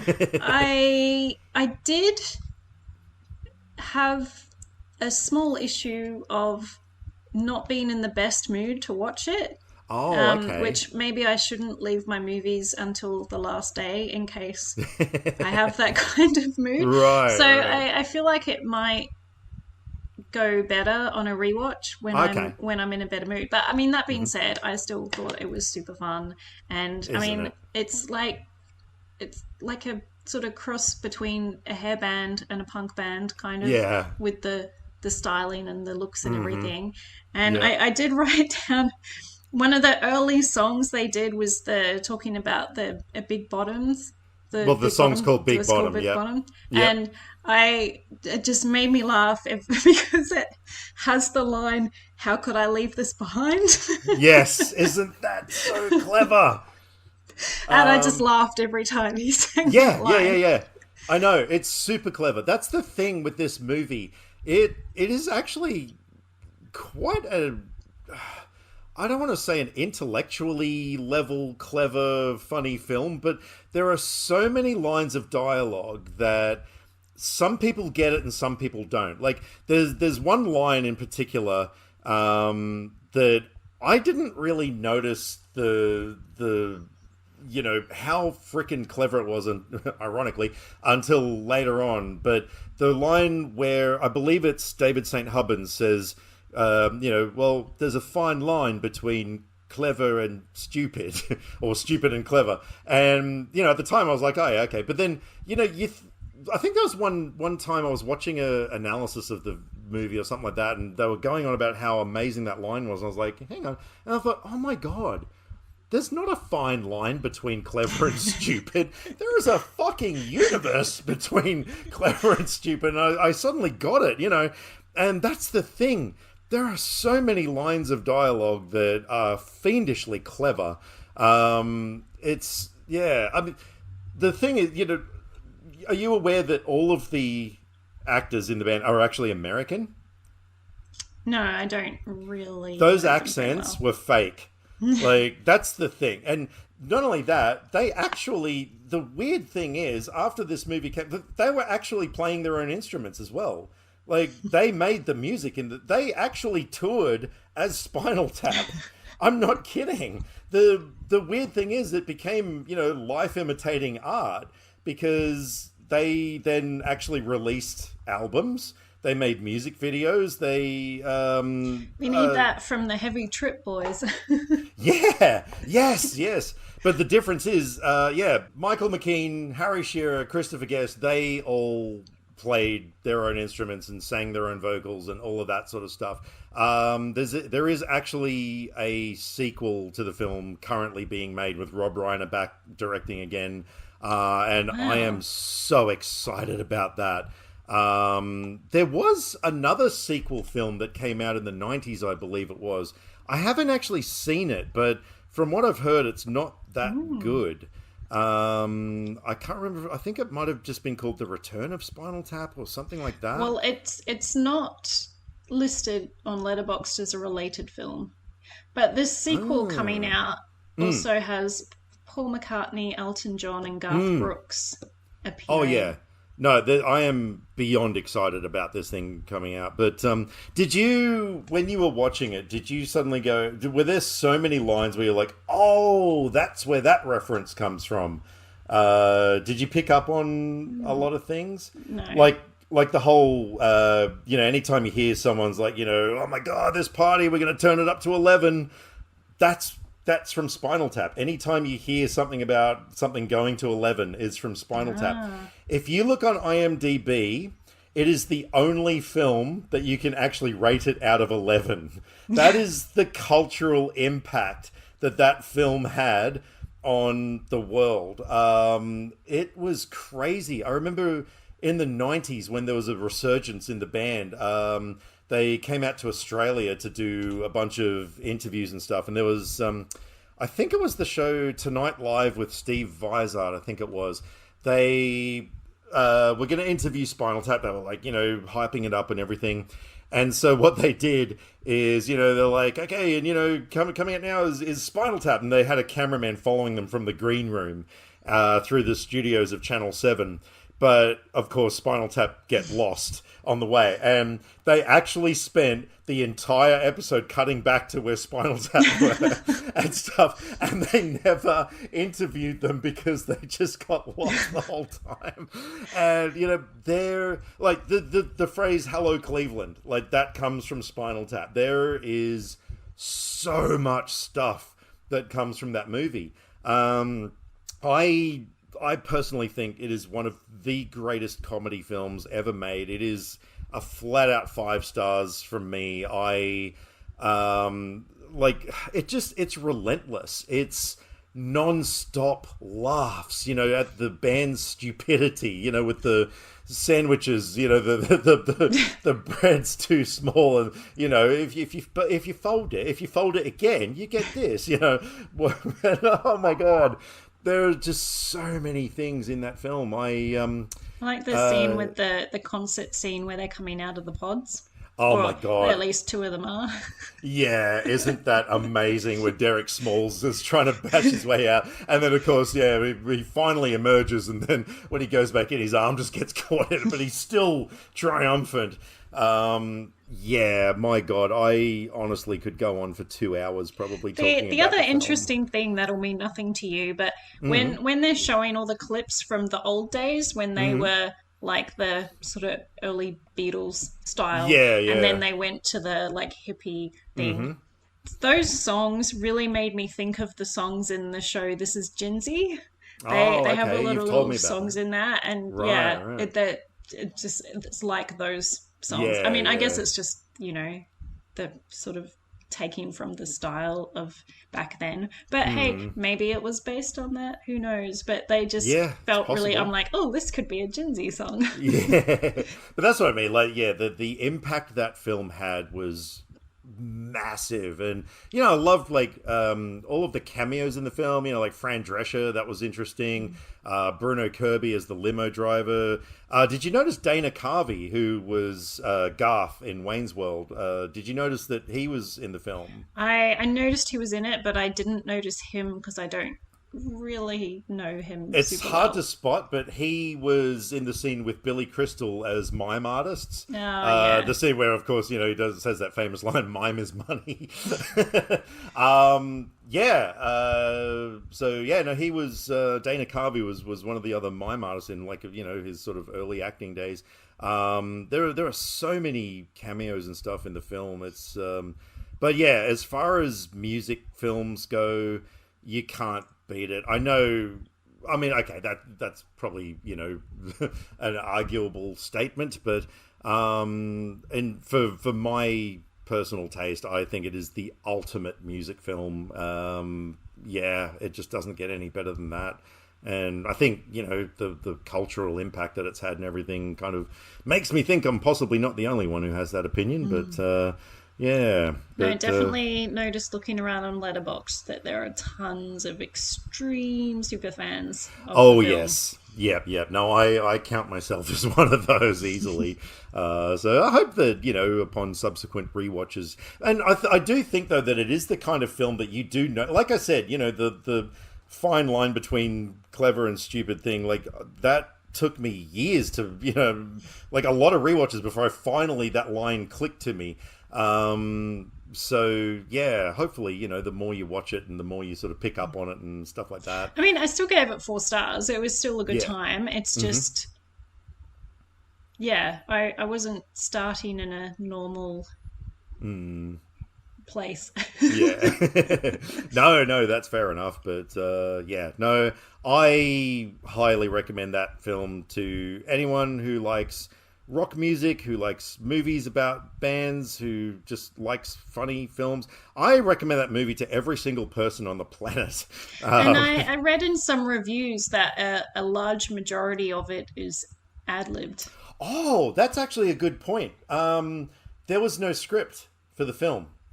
All they had was it was either an 8-page or a 12-page outline of just basically a rundown of what happens in each scene. And Yeah, so now that makes me want to watch it again because just knowing that, and I'm like, oh, I wish I knew that beforehand because, yes, I mean, when you know that some stuff like has been added, but to know that that much is, those yeah, kind of movies are always really interesting to watch. That it's like, okay, know who your character is and what their personality is, and then yeah. just be them.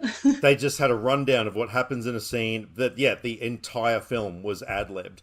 And yeah, actually, I should have mentioned.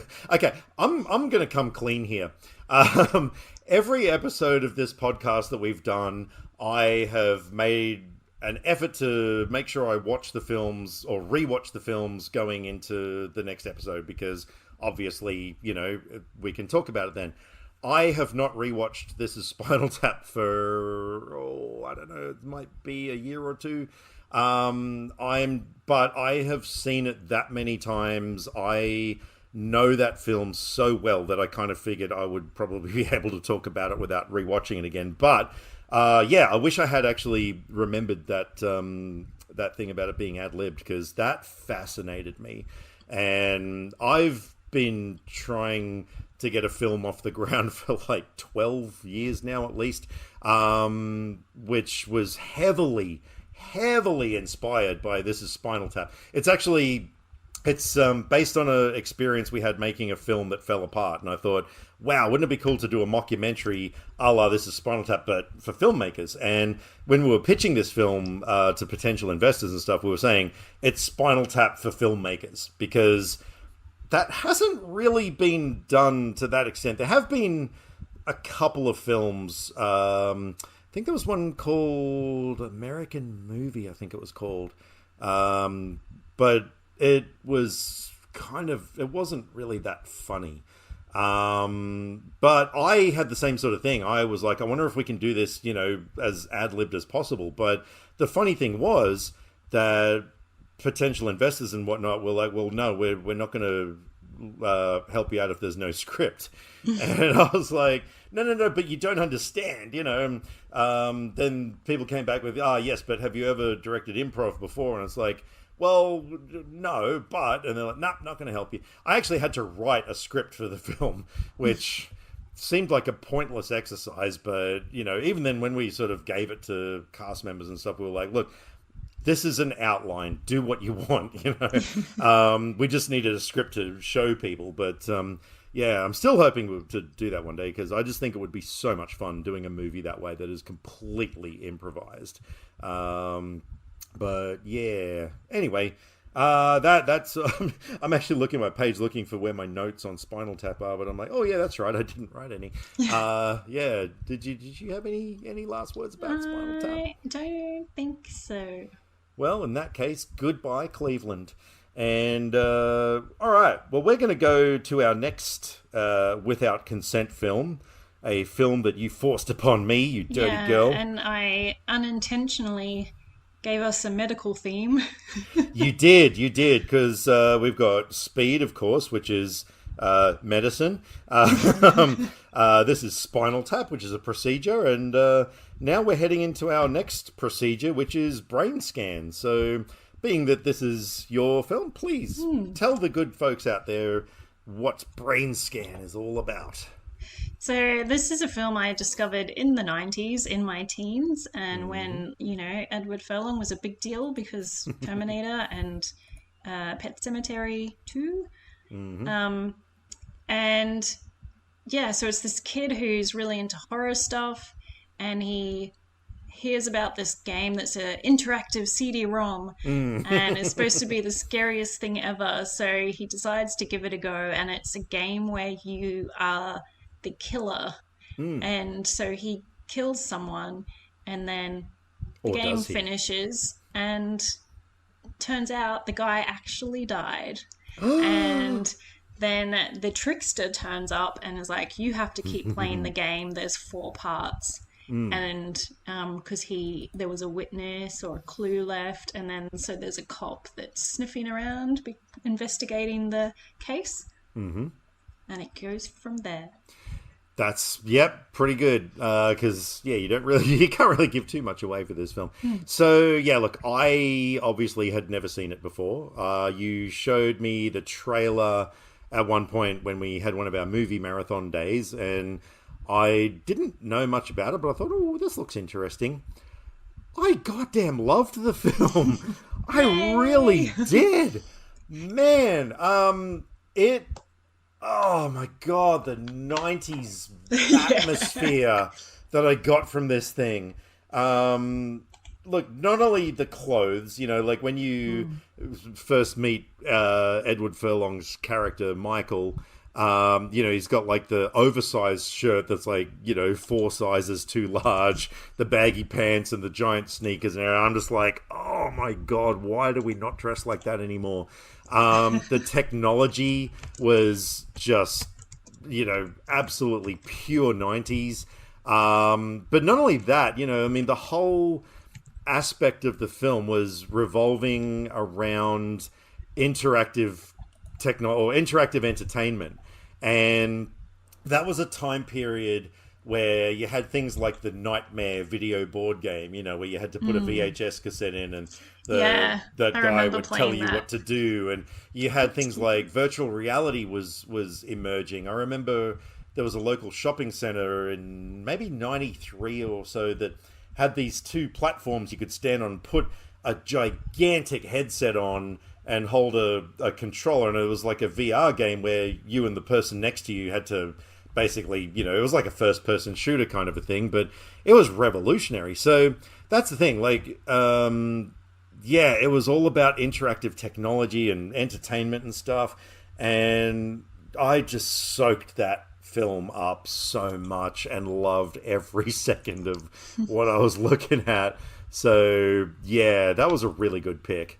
I'm glad you liked it, because it's pretty mixed reviews from people, so I thought it could go either way. No, I dug it, and I loved that it was like a Twilight Zone episode in a way. It we'll get into the spoiler section later, but there's a lot to talk about with spoilers in this film. But the sort of twist at the end and stuff, I kind of thought, oh, that's very Twilight Zone-ish. I also absolutely loved the soundtrack. I mean, when you first meet Trickster and he comes out and he's like dancing around to Primus, I'm just sitting there like, oh yes, please let this scene go for an hour. I want to see this freakishly weird looking man dancing to Primus non-stop. And I mean, that's the character of Trickster. Like, I'd seen pictures of him before, but I didn't really know much about him and everything. I loved him. I loved his look. He was this sort of alt metal freak of nature, sort of very 90s looking thing. I loved his voice. I can't believe the actor. I looked him up before and he's only been in 4 things. Which was really bizarre. Like, because, I mean, he did such an amazing job with that character. But the character design was just fantastic. There was so much that I loved about the film. What are some of your favorite aspects of it? Like, what makes it special to you? I love Kyle, his best friend. Yeah. The actor who plays Kyle was 27 when that was filmed. No! Are you serious? Yeah. Wow. And Edward Furlong was 15. Was he? Oh, okay. Well, I mean, Wow, that's going a by this surprise. quote from the director, it says he was a 15-year-old kid. So I don't know if Yeah, he was just picking a random number, right. but he would have been. Hang I'm on, not sure. how Because old is Edward? For I when mean, was this he came born? out after Terminator 2, like 3 Hang on, years after, and let me. I was doing a quote. I don't think he was what 12 in Terminator 2. Where I mean, is his birthday? I don't know. Doesn't it say Where it is his on birthday? here? I should have just googled. Oh, here we go. 77, 87. Oh, he was probably 17. Yeah, okay, but oh my god, 27 for the other two. That's fucking crazy because they looked the same age. That's really weird. I liked Kyle. I thought he was great. I thought Amy Hargraves as Kimberly. She had an Yeah. interesting look. She wasn't, kind of like typical Hollywood pretty or anything like that. But I'm not saying that as a criticism. I actually thought it kind of worked because it made her look more realistic, like a But I think that's in some ways a bit of a 90s thing. Like maybe yeah. not in the huge films, but in smaller films, I think you just got a lot more sort of a bit more normal people rather than Yeah, the yeah. the typical like what's her name in Encino Man. The Megan Ward. yeah. Oh, I mean, who? What? What? No, I don't know who you're talking about. Yeah, that's what I mean. Like, she was. Don't get me wrong, she was pretty. And if Amy Hargraves is, of course, listening to this podcast, which I'm pretty sure she would be, yeah, not saying anything bad, but she just, yeah, she wasn't like the Megan Ward type, like, whoa, knockout sort of thing. But yeah, but that's not really important. But I Yeah, also. that's probably the weakest part of the film, I think, is the stuff with her. Yeah, yeah. Well, I yeah, it wasn't a perfect film for me. I kind of thought that the characters didn't feel developed enough for me. Like, there's a bit, where you suddenly find out that, like, Michael loves Kimberly. Like, I know he was kind of stalking her through a bedroom window and all this sort of stuff, but Yeah. later on he's like, you got to believe that he's actually in love with her, and then it turns out that it's reciprocated, and it's like, hang on, that sort of just felt like it came out of nowhere. Yeah, But I mean, it is like we are dealing with teenagers. yeah. Look, I know that, but yeah, I don't know.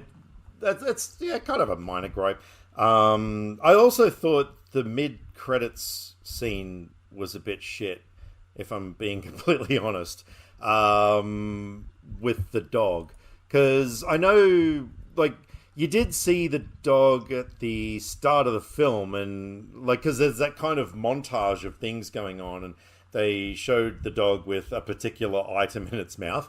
And that actually stuck in my memory. Later on, I was like, because there are scenes with the dog, and I was like, okay, but we didn't see that. And then but yeah, we'll get into the spoiler section more, but that I didn't think worked at all. I thought that was kind of stupid. But yeah, look, but overall, I thought the film was ahead of its time because to me, like, the main theme of the film is that uh, technology and technology is not as important a facet of life as friendships and human connection. That I sort of got that impression, like, later, of course, when Michael just, like, smashes everything up and then goes and joins the party and confesses his love and stuff. And so I was like, okay, that's the theme of the film. But when you think about it, like, that theme is more applicable now than ever before. Now that social media has just become such a dominant thing, and everyone's staring into a screen. And I mean, I went to a concert last night, and, like, okay, I took some photos, but there are so many people just watching the concert through the phone screen that they're filming through, and it's like, be in the moment now, put the technology away. And so I actually thought the film was very smart in that respect. I actually thought, yeah, like I said, it was definitely ahead of its time. But yeah, no, it was a really good techno thriller. It was a bit weird, but I liked the Yeah. weirdness. I dug that. That was my kind of weird. The film is available on YouTube. If anyone wants to check it out, you can find it there.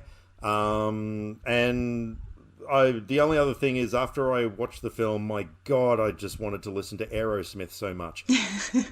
Did you notice how many Aerosmith posters are in this film? In so many different characters' houses and stuff. Kimberly has 2 Aerosmith posters on her wall. Michael has Aerosmith posters. Like, he's reading a newspaper. There's like a massive advert for an Aerosmith tour on the back, and like they didn't even appear on the soundtrack.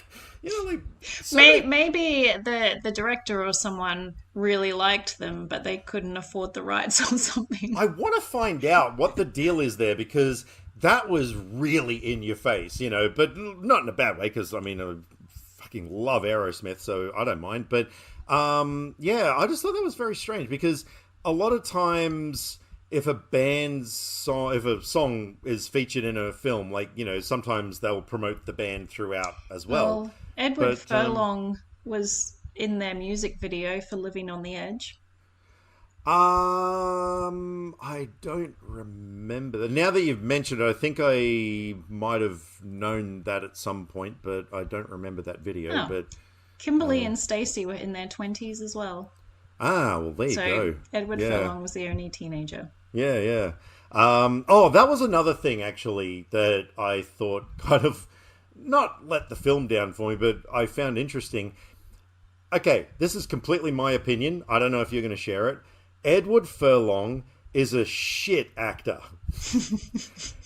No, I'm serious. And I never noticed that in the 3,000 times I've seen Terminator 2, because the movie is so awesome. And to his credit, and, you know, Edward Furlong, if you're listening to this podcast, which I'm sure you are, the guy's got charisma out the fucking wazoo, like, and ridiculously awesome hair.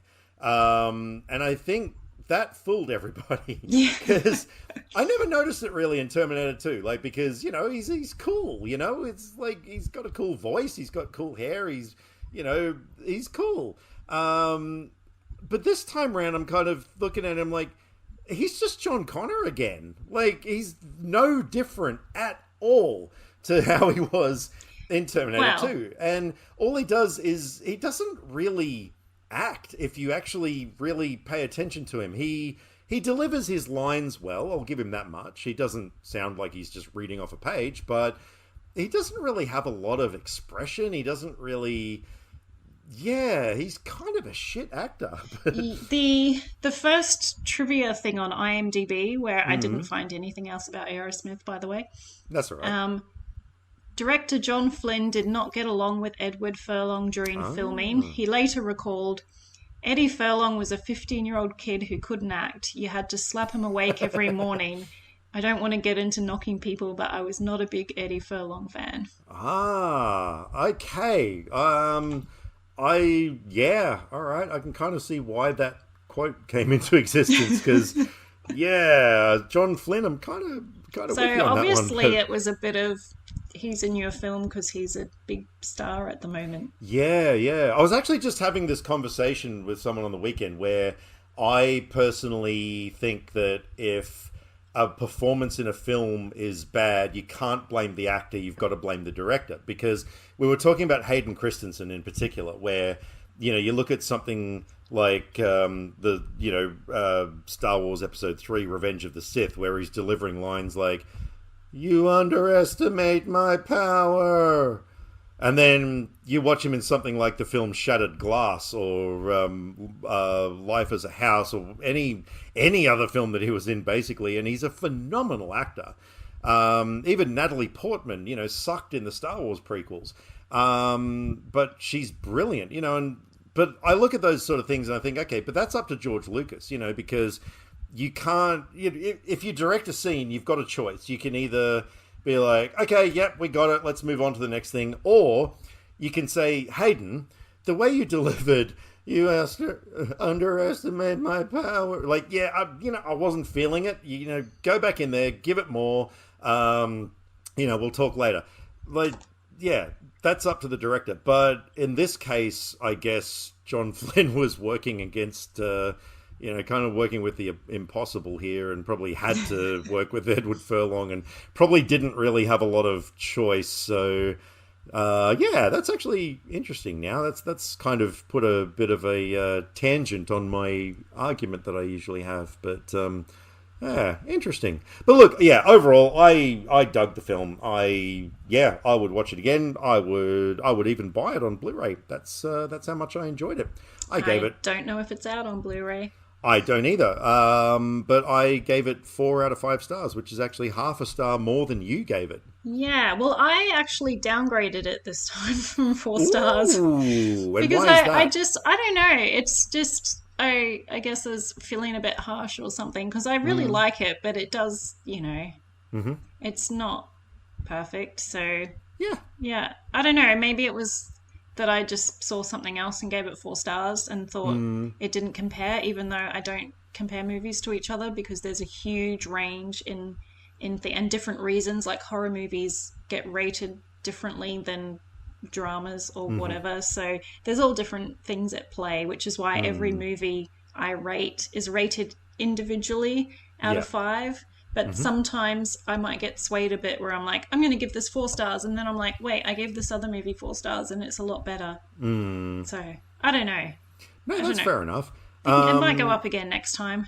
We'll see. Was there anything in particular for you that made you bring it down, or was it just the overall No, vibe? I think it's just that, it's one of those movies that is really fun and some really cool stuff. Like in the game, it's like first person point of view, so that's interesting. But yeah, the stuff with Kimberly, it's a bit stalkerish and weird, and like looking at your neighbor through a telescope.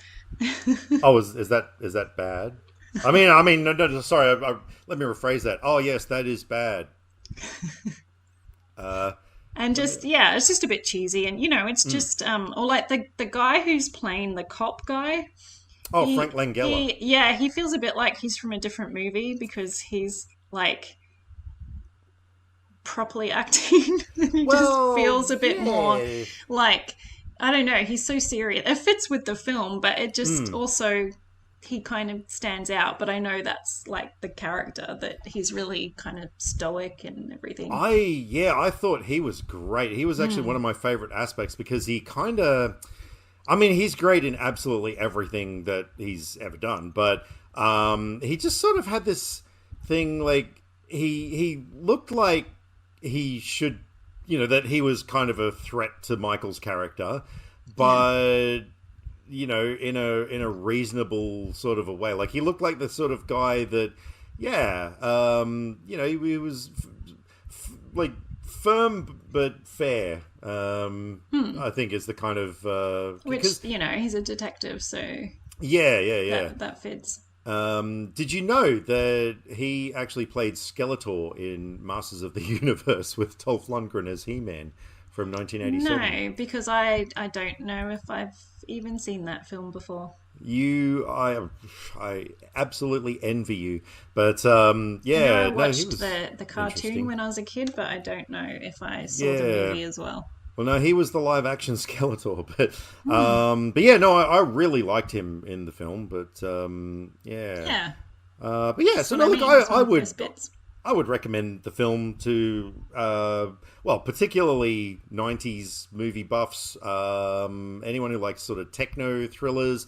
If you like your movies a little bit weird, I would definitely recommend it. I had a good time with it, and thank you for forcing it upon me without my consent. Yeah. See, Rhinestone was payback. This time I wanted to give you something that I hoped you would love, because I've loved this film for years. I've got to say something about Rhinestone. So when I was watching it with Kylie, and she fell asleep in the last, probably about the third act. So she recently wanted to watch what she'd missed because she's a completist when it comes to movies. She's got to see the whole thing. So we sat down. She's like, "Oh, do you mind if I put on the last bit?" I was like, "Look, all right, go ahead." So she popped it on.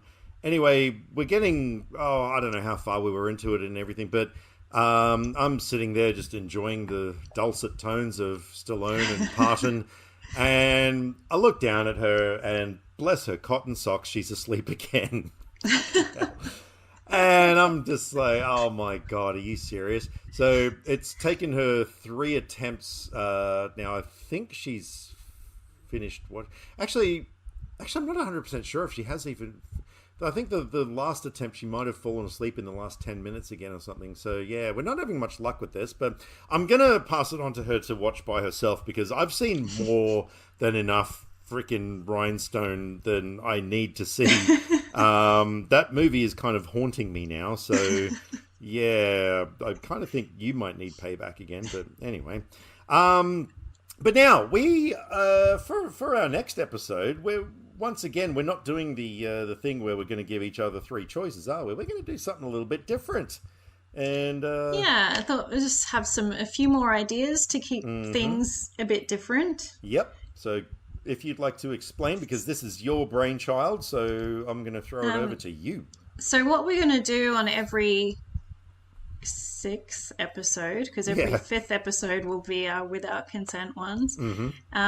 We will pick an actor or a director, and we will pick a film each from them that neither of us have seen. So we don't know what we're getting into because we haven't seen the film. So we might be giving each other a crap film to watch, or we might be finding those hidden gems that people have in their filmographies. Exactly, and that is why we're calling this segment, what's it going to be called? You can say it.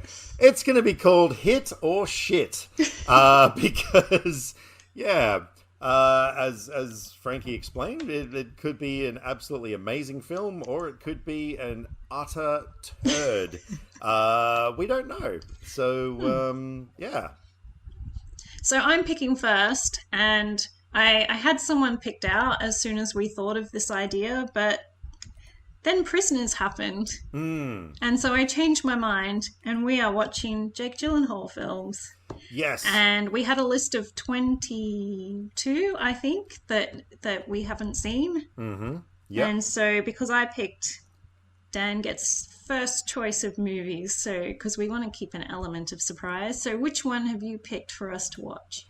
Well, after everything that we've been talking about and having gone through all of the films and everything, the one that has intrigued me most of all is Everest. I thought you might pick that one. I thought you might have thought that I'd pick that one as well. Yeah, I don't know. I just think that one could have the most sort of, fun, not disaster movie, but like survival movie kind of aspect to it. So and I do love battling the harsh elements on a mountain. Oh yeah. No, I love a survival movie. So that's the one that I have chosen. I had that as my backup one, even though I figured that it was highly likely that you would pick that. And I thought I was going between a few, and then there was one that stood out as being a bit different and intrigued me. And so I picked that as my first choice. And that is Love and Other Drugs. Okay. Because it is a rom-com with him and Anne Hathaway. Okay. And includes Oliver Platt in the cast list. Nope, you had me at Anne Hathaway. It's that Josh Gad guy. He's in this as well. The much talked about Josh Gad.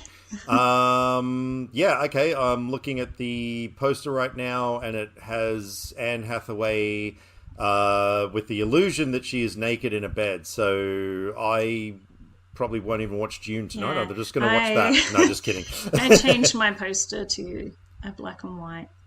Yeah. A bit more arty version rather than the What's looking more naked in bed version. what's more artistic than the female body? Oh, and this Being has black and white. this has Judy Greer in it, which Kylie's going to get a chuckle out of because that's a big in joke, which I'm not going to bother explaining right now. Yeah, okay, no, that sounds good. I like it.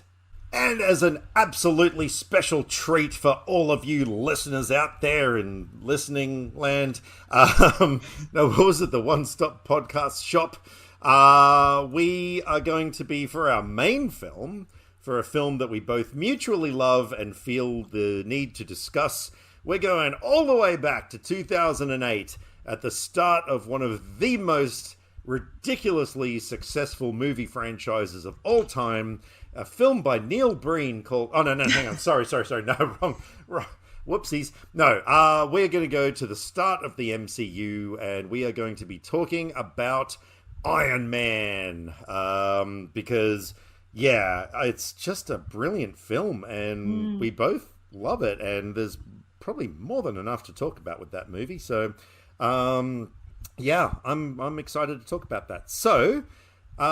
stay tuned for the next episode where we will be talking about Iron Man and Love and Other Drugs and Everest. 3 films that definitely have no kind of connection like our previous medical stuff.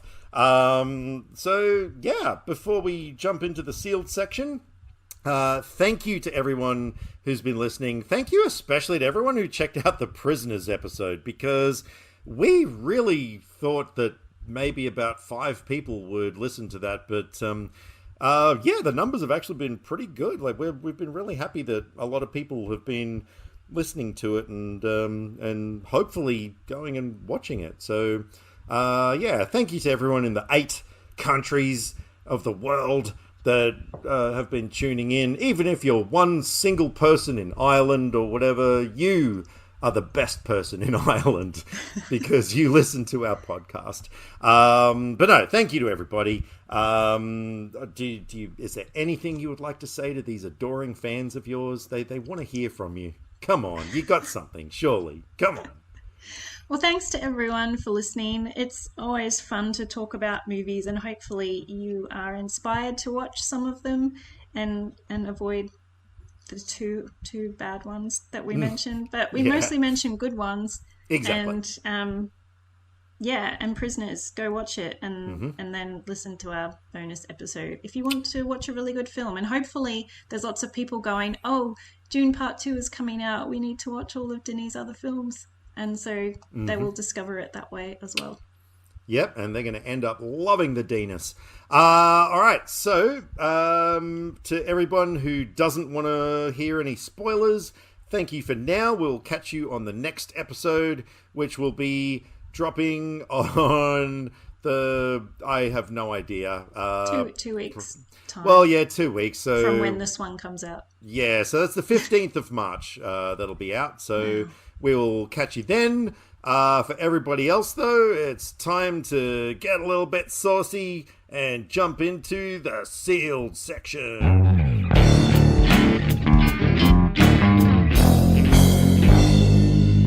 So, what do you want to talk about first? What do you got? What's spoilerific?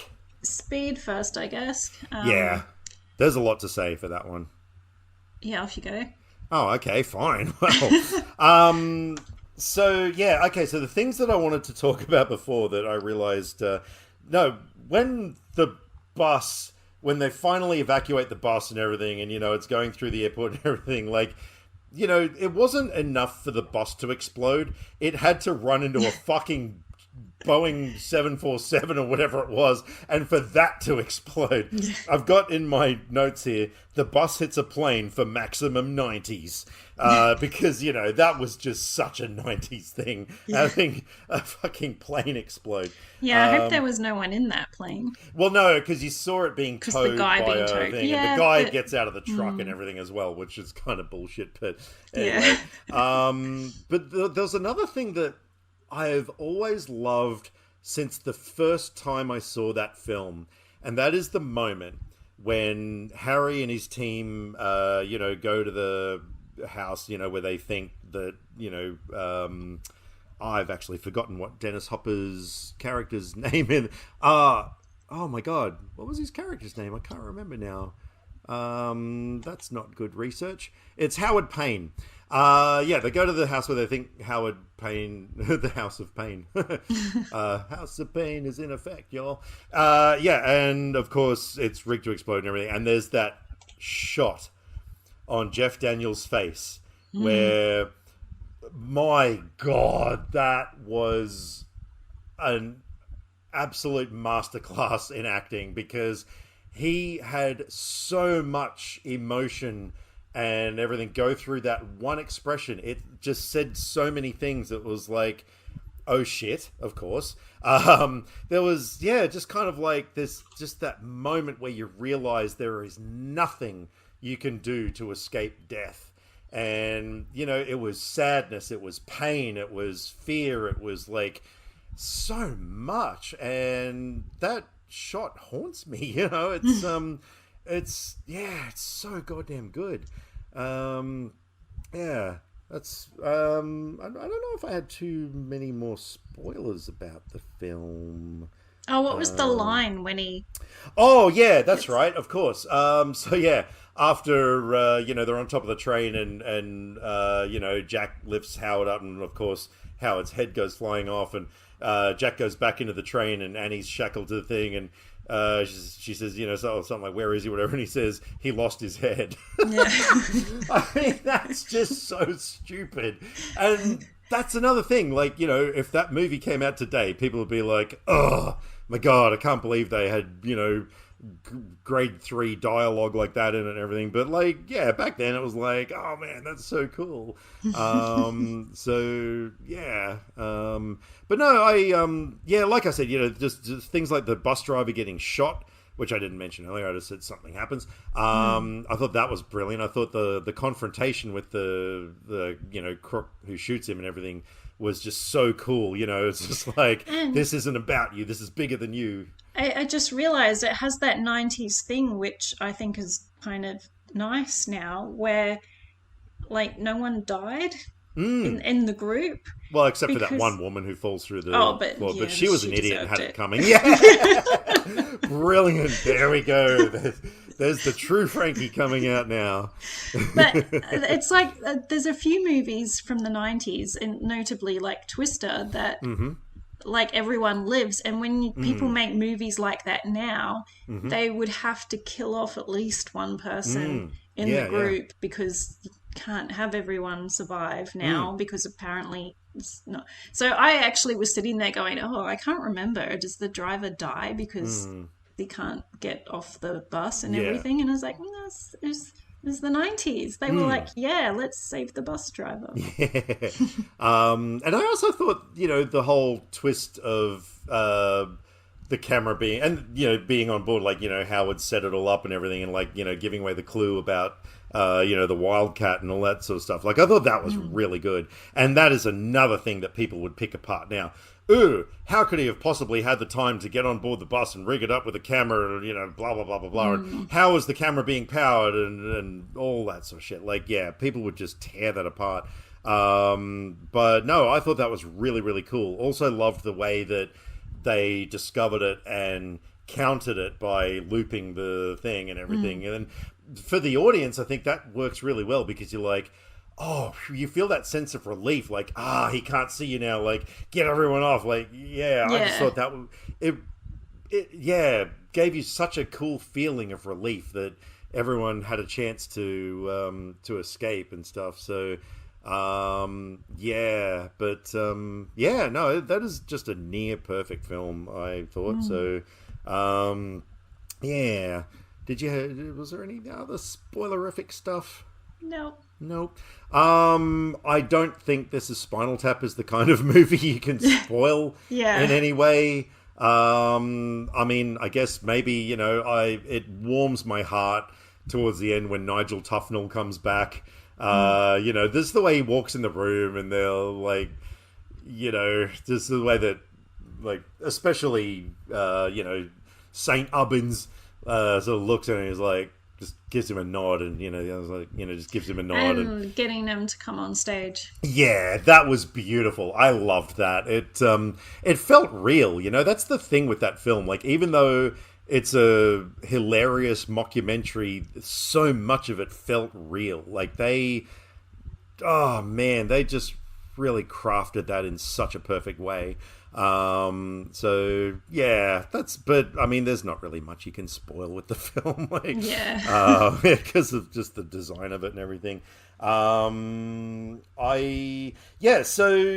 Brainscan, yeah, the thing I was talking about, the dog with the foot in its mouth in the mid credits, like when the credits start rolling and you hear the trickster say, something like, but no, that's not where it ends and stuff. So at the start of the film, I'm watching this shot of the dog running across the park from kind of a high angle shot. You don't know at that time what it has in its mouth. Later on, you find out it's a foot. Okay, cool. But that gets resolved. Then in the mid credits, the dog runs with the foot, sits outside the house with the foot. But it's like, hang on, haven't we just established that didn't happen? There were no murders and stuff. So why does the dog have the foot? Like, that didn't make any sense. At least it's just a mid-credits thing you can throw away, so it didn't bother me too much. But yeah, I got to kind of wonder what they were thinking, because it was just so nonsensical in the scheme of things. Because the spoiler is that, of course, Michael, played by Edward Furlong, goes through all these chapters of the game where various people are getting killed. And then he finds out later on that it didn't really happen, that it was a hypnosis kind of a thing that made him believe all that. So it was kind of that cop-out thing, from like, it was all a dream. Yeah, but sometimes that can be effective. Oh yeah, no, I'm not saying that was a bad thing. That it worked well in this film. There's another film which you will watch one day that has a similar thing, and I saw lots of people complaining about it. But it's different from this, because if you think about everything that's happened in context of the ending, it's quite interesting to think about. But I think people just look at the surface thing and go, "Oh, they did that," and think it's terrible. I think it was plausible in this film because it wasn't actually a dream as such. It was a hypnotic implant. I mean, the film's called Brainscan. So no, I completely thought that was fine. And I dug it. Because again, it sort of led to the theme of the film about how human interaction and connection and everything is more important than technology. So no, it worked really well. But yeah, I can't really remember where I was going with all that, but it doesn't matter. But no, I dug the twist. I thought the twist was cool. I was very surprised when it looked like the cop shot him and stuff. I was kind of like, where is this all going? But yeah, because you find out that it didn't really happen, it's like, okay, that's cool. So yeah, no, I dug all that. I don't really. That was about all I wanted to talk about with Brainscan. That was sort of spoilerish. Did you have anything? I don't think so. Well, you know what that means, don't you? It means we're done. Yeah, which is good, Wow. because I have to get up in 6.5 hours. Oh, listen to you! I have to watch Dune Part 1 at 10:30 at night, so that's going to go till 1 in the morning. So Yeah, but that's normal for you. oh, shut up! Yeah, well, they don't know that out there though. We don't all have the luxury of sleeping in till, 9 or 10 or however late you get up. Yeah, no. Oh, actually, it'll be 9 tomorrow. So yeah. I've already Yeah. been working for an hour by then Yeah. in the city. Oh, but when you think about it, shut up. So, yeah, for everyone who has been joining us in the sealed section, yeah, thank you very much once again. I'm not going to ask Frankie to make any last words because I already set her up for that, put her on the spot earlier. So, that's fine. But yeah, we'll be back in 2 weeks to talk about Iron Man and Everest and Love and Other Drugs for our Gyllenhaal Palooza. So yeah, like I said, if anyone wants to get in touch with us on the socials or the emails or whatever, I'm not going to go through it again. Just go back to the start of the episode. You look like you want to say something. No, I just thought of something. Did you? When you said Gyllenhaal Palooza, Yeah. I was like, when we do this thing of picking an actor, maybe our main film should be one of their films that we both liked, so it is a full episode for that person. 2 hours, 26 minutes. I don't know, it's probably too late now. No, it's not too late. Jack, where are you? Although, do we have one that we've both seen and liked though too? I've said so much though about Iron Man and everything now, and I don't know where I said it. And Okay, we'll do it next time. Yeah. We can refine our things as we go because we're just starting. Yeah. Look, let's do it that way. Let's do that next time. Yeah. Okay, that sounds good. Where were we at? I was saying goodbye. I said I'm not going to put you on the spot, etc. And then Actapalooza the next time. Yeah. I'm just going to kind of go back a little and start again. All right, so in that case, we're going to see everybody in 2 weeks' time, where we're going to be discussing the amazing Iron Man and the hopefully amazing Everest and the hopefully amazing Love and Other Drugs, for our first segment of Hit or Shit. We're going to find out if those movies are indeed hits or shits. Or so, I don't know. Anyway, all right. So until next time, take care. Watch lots of movies, which is kind of rich coming from me. But no, I'll make up for it in the next 2 weeks, I promise. Take care, and we will catch you on the flip side.